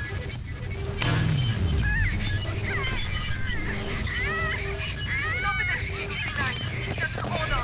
Stop now.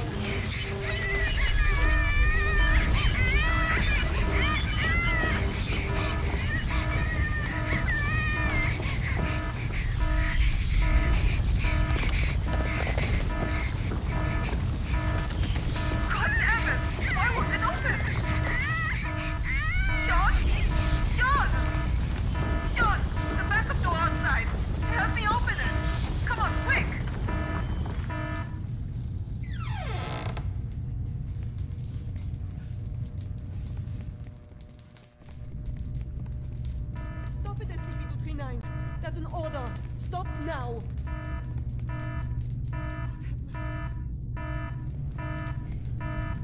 God damn it!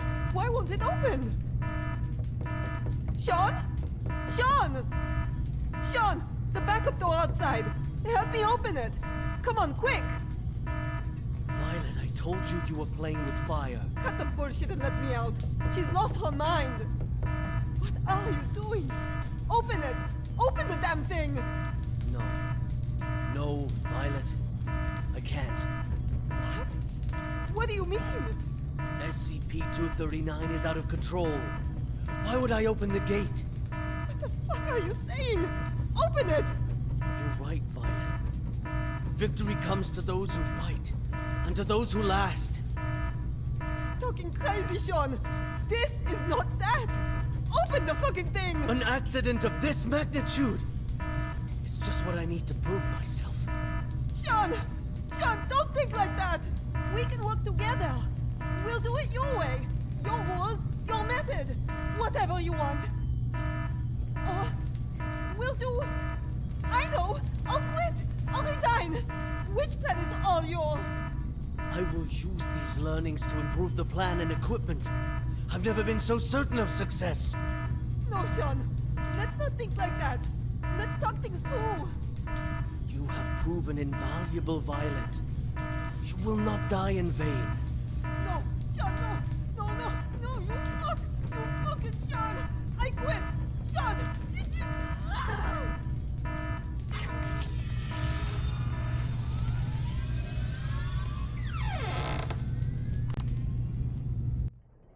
Sorry. I'm sorry.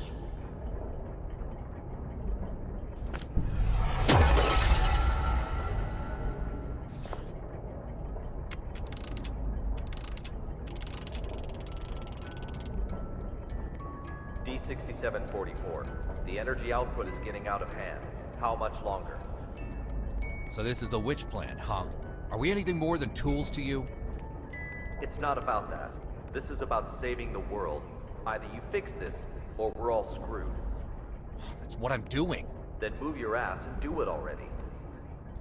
Yeah, suck my nuts. Quitting the Foundation was the best damn decision of my life.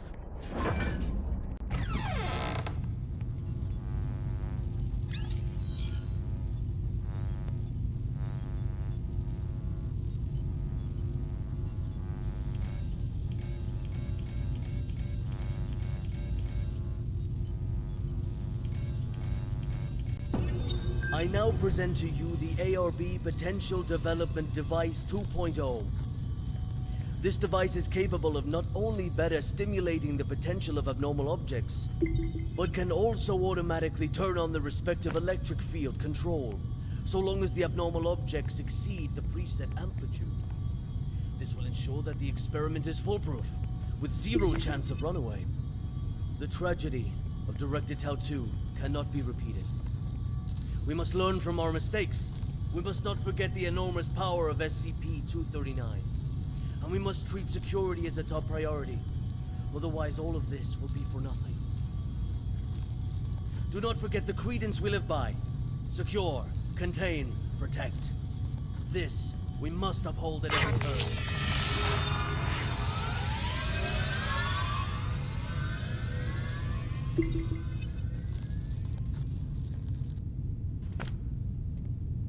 Hi,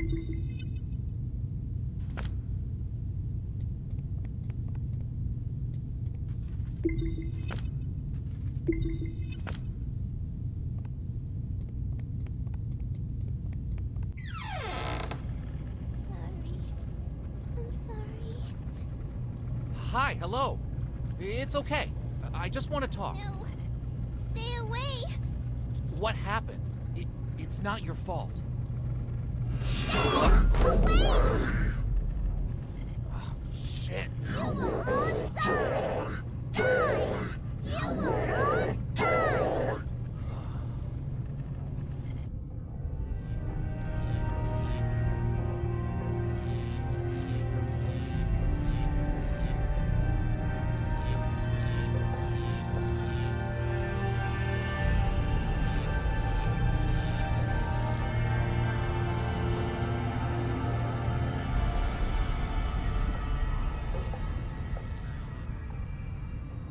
I am Dr. Sean Pierce.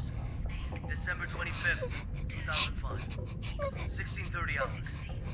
This is the first experiment of ARP Plan 2.0. SCP-239. We will repeat the previous tests first. Experiment 1. Strength test. Pass rate of 95%. Voltage strength 600 kilovolts. Power on. SCP-239. Crush the car in front of you.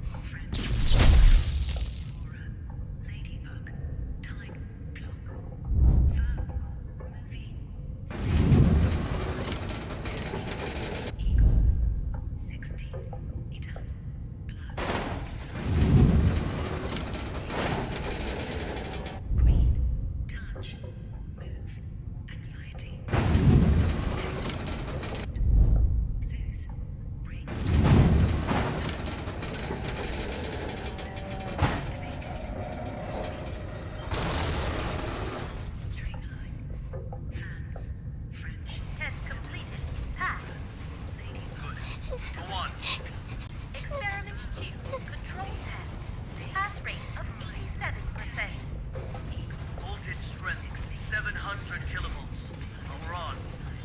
SCP-239. Put the fragments on the ground back together.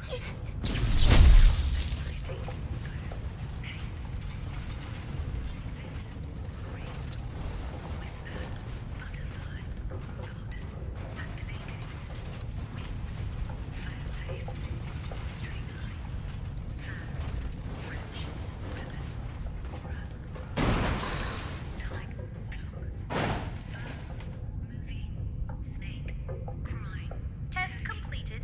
Pass. We'll now begin the new test. Experiment 3. Creation test. Pass rate indeterminate. Voltage strength 800 kilovolts. Power on. SCP-239. Reassemble this junk into a truck. A real, operational truck. Not some fancy replica. Very well done. Amazing. Fun. I know where the problem is. Do I need to shock you again? My experiment cannot be discarded halfway. Make it quickly. Just like what you did before. Voltage strength to 950 kilovolts. Dr. Pierce, our equipment can't handle that much current. Damn it. I'm the one who's in charge of this experiment. 950 kilovolts. Now! Power on! Afraid. Close eyes. Imagine. Imagine.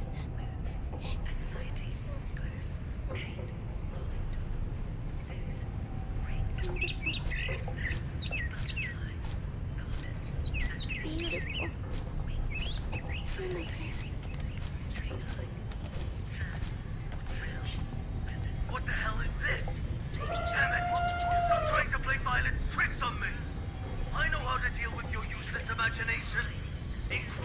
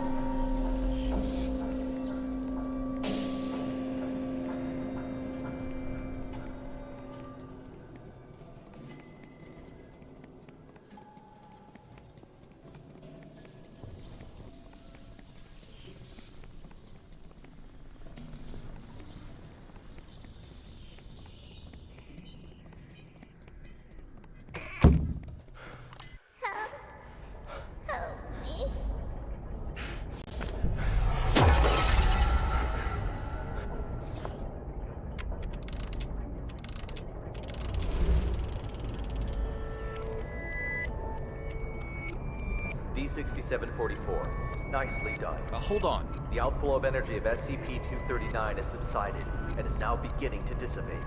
We have regained control. Just hold on. Again, a job well done. The synapse is now ready to be disconnected. Can you just hold the fuck on and listen for a damn change? What's the matter? The problem hasn't yet been solved. She's still lost deep in her mental anguish. That's not our concern. The crisis has been averted. Innumerable lives have been saved. Your mission is complete. My mission's not complete until she is stable. Compassion in times of desperation leads only to the destruction of yourself. 3 minutes. You owe me that much. For all this you owe me.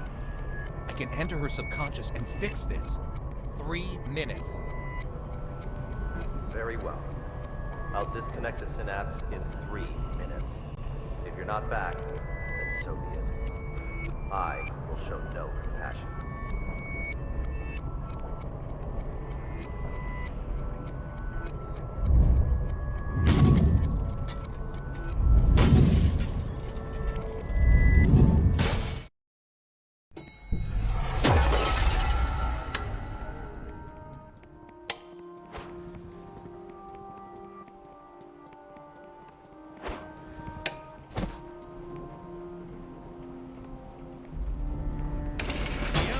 Fluid has broken. Send to delivery room 2.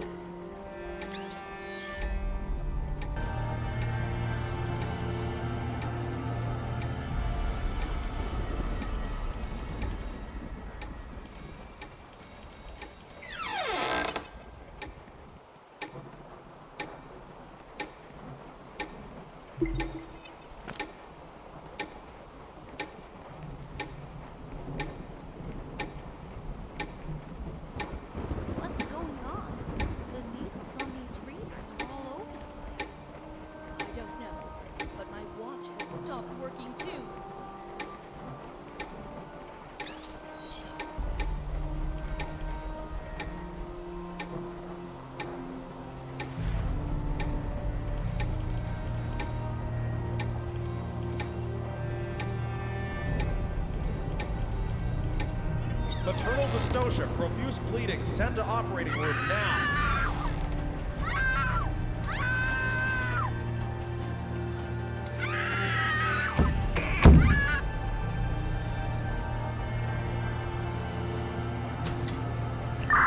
Value fluctuation increasing. T-Money Badger approaching target. Heart rate 100. Blood pressure normal. Hemostat, gauze. Target confirmed. Containment operations ready. Excellent. Operation Witch Hunt, commence.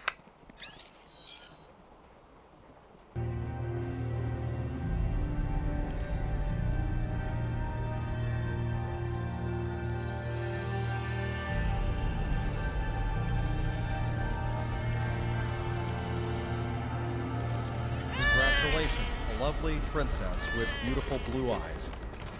Have you thought of a good name for her? She is my little angel.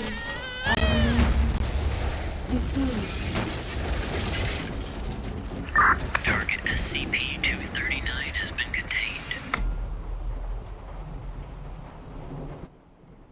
SCP-239! SCP-239! SCP-239! SCP-239! SCP-239! That's an order! SCP-239! That's an order! SCP-239! Do as I say! No! SCP-239! Do as I say! Come on! Do it! Come on! Do it! No! No! SCP-239! No! SCP-239! No! SCP-239! Don't blame yourself. None of this is your fault. Maybe you weren't meant for this world. Close eyes. Imagine. Imagine. Beautiful. Images.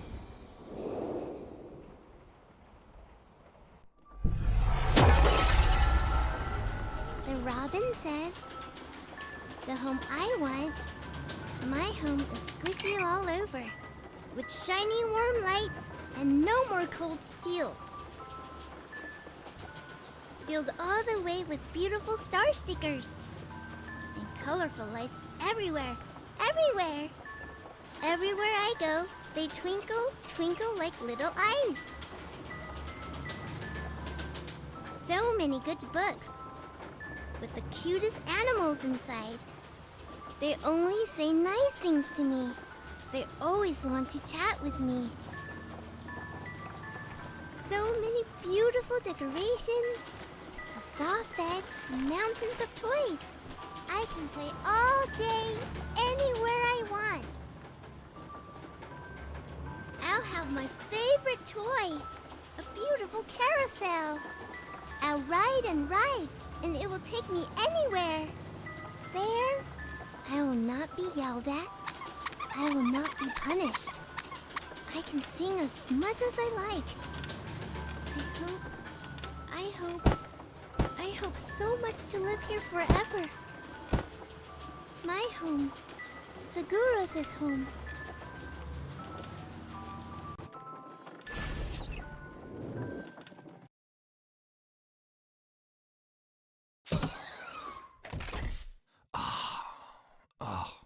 My head. Take a deep breath.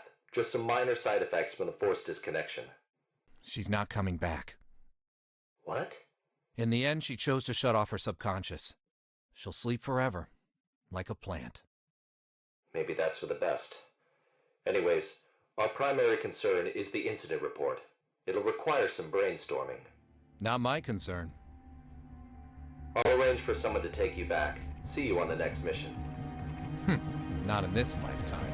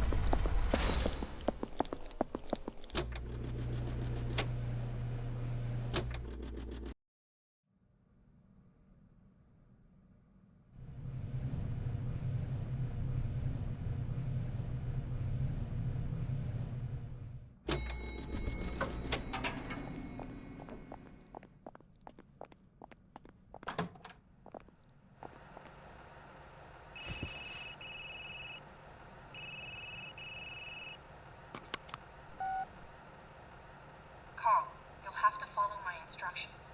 Do exactly as I say. There is an access card on the desk. Take it and exit through the door on the other side. The passcode is 0426. Find room B426 and run the program on the computer.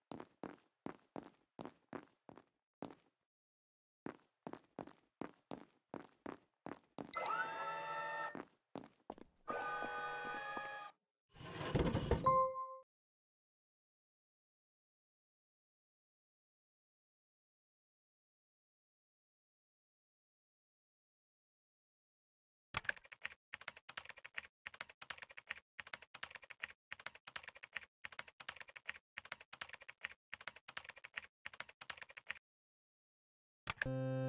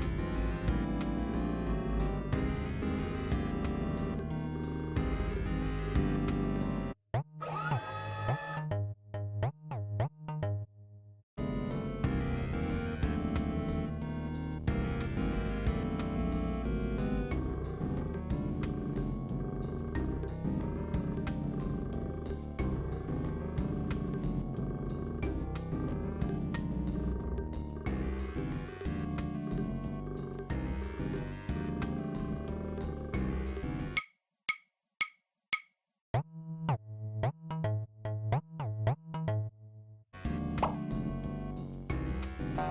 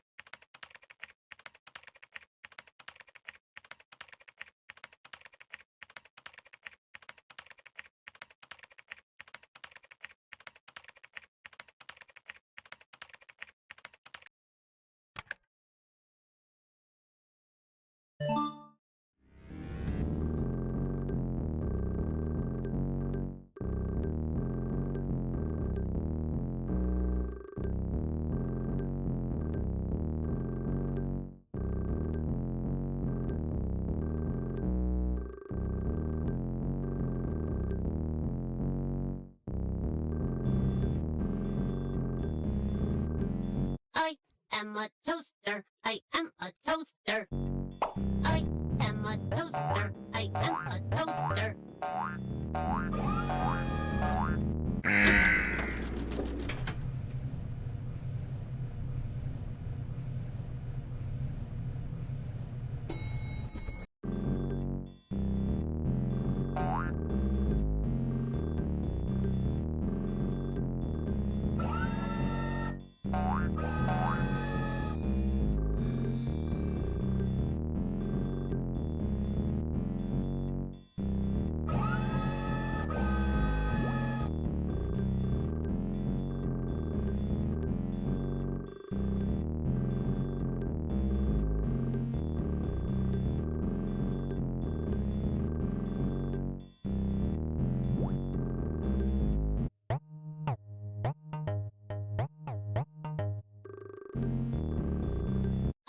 I am a toaster. I am a toaster. I am a toaster. I am a toaster.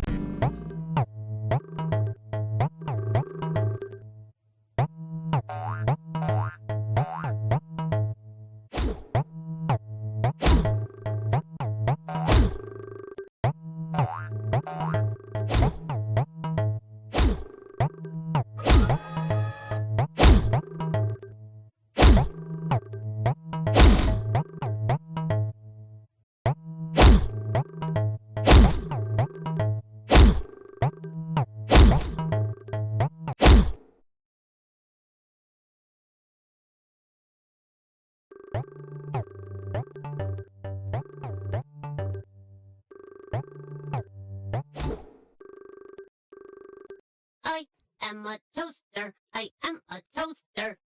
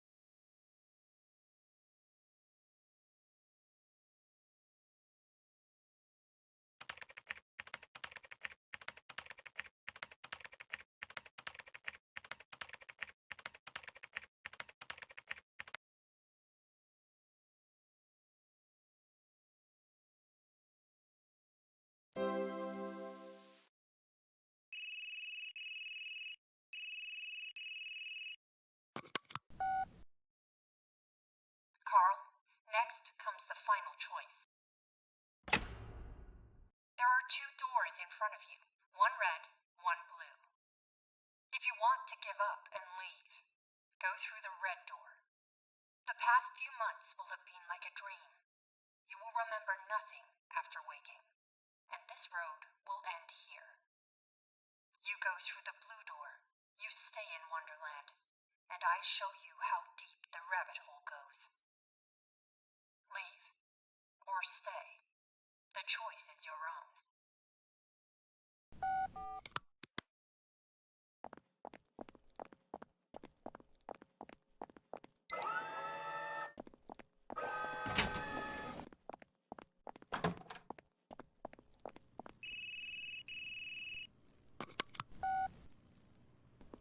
Good job, Carl. I'm glad you made it through. Have you ever felt like there were memories in your head, things you never experienced? Whispers of people you never met. These were not hallucinations. They're your actual memories.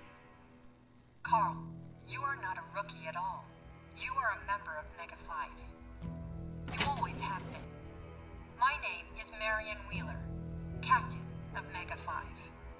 Welcome back, Gardener Carl. Now, we need to talk about 55.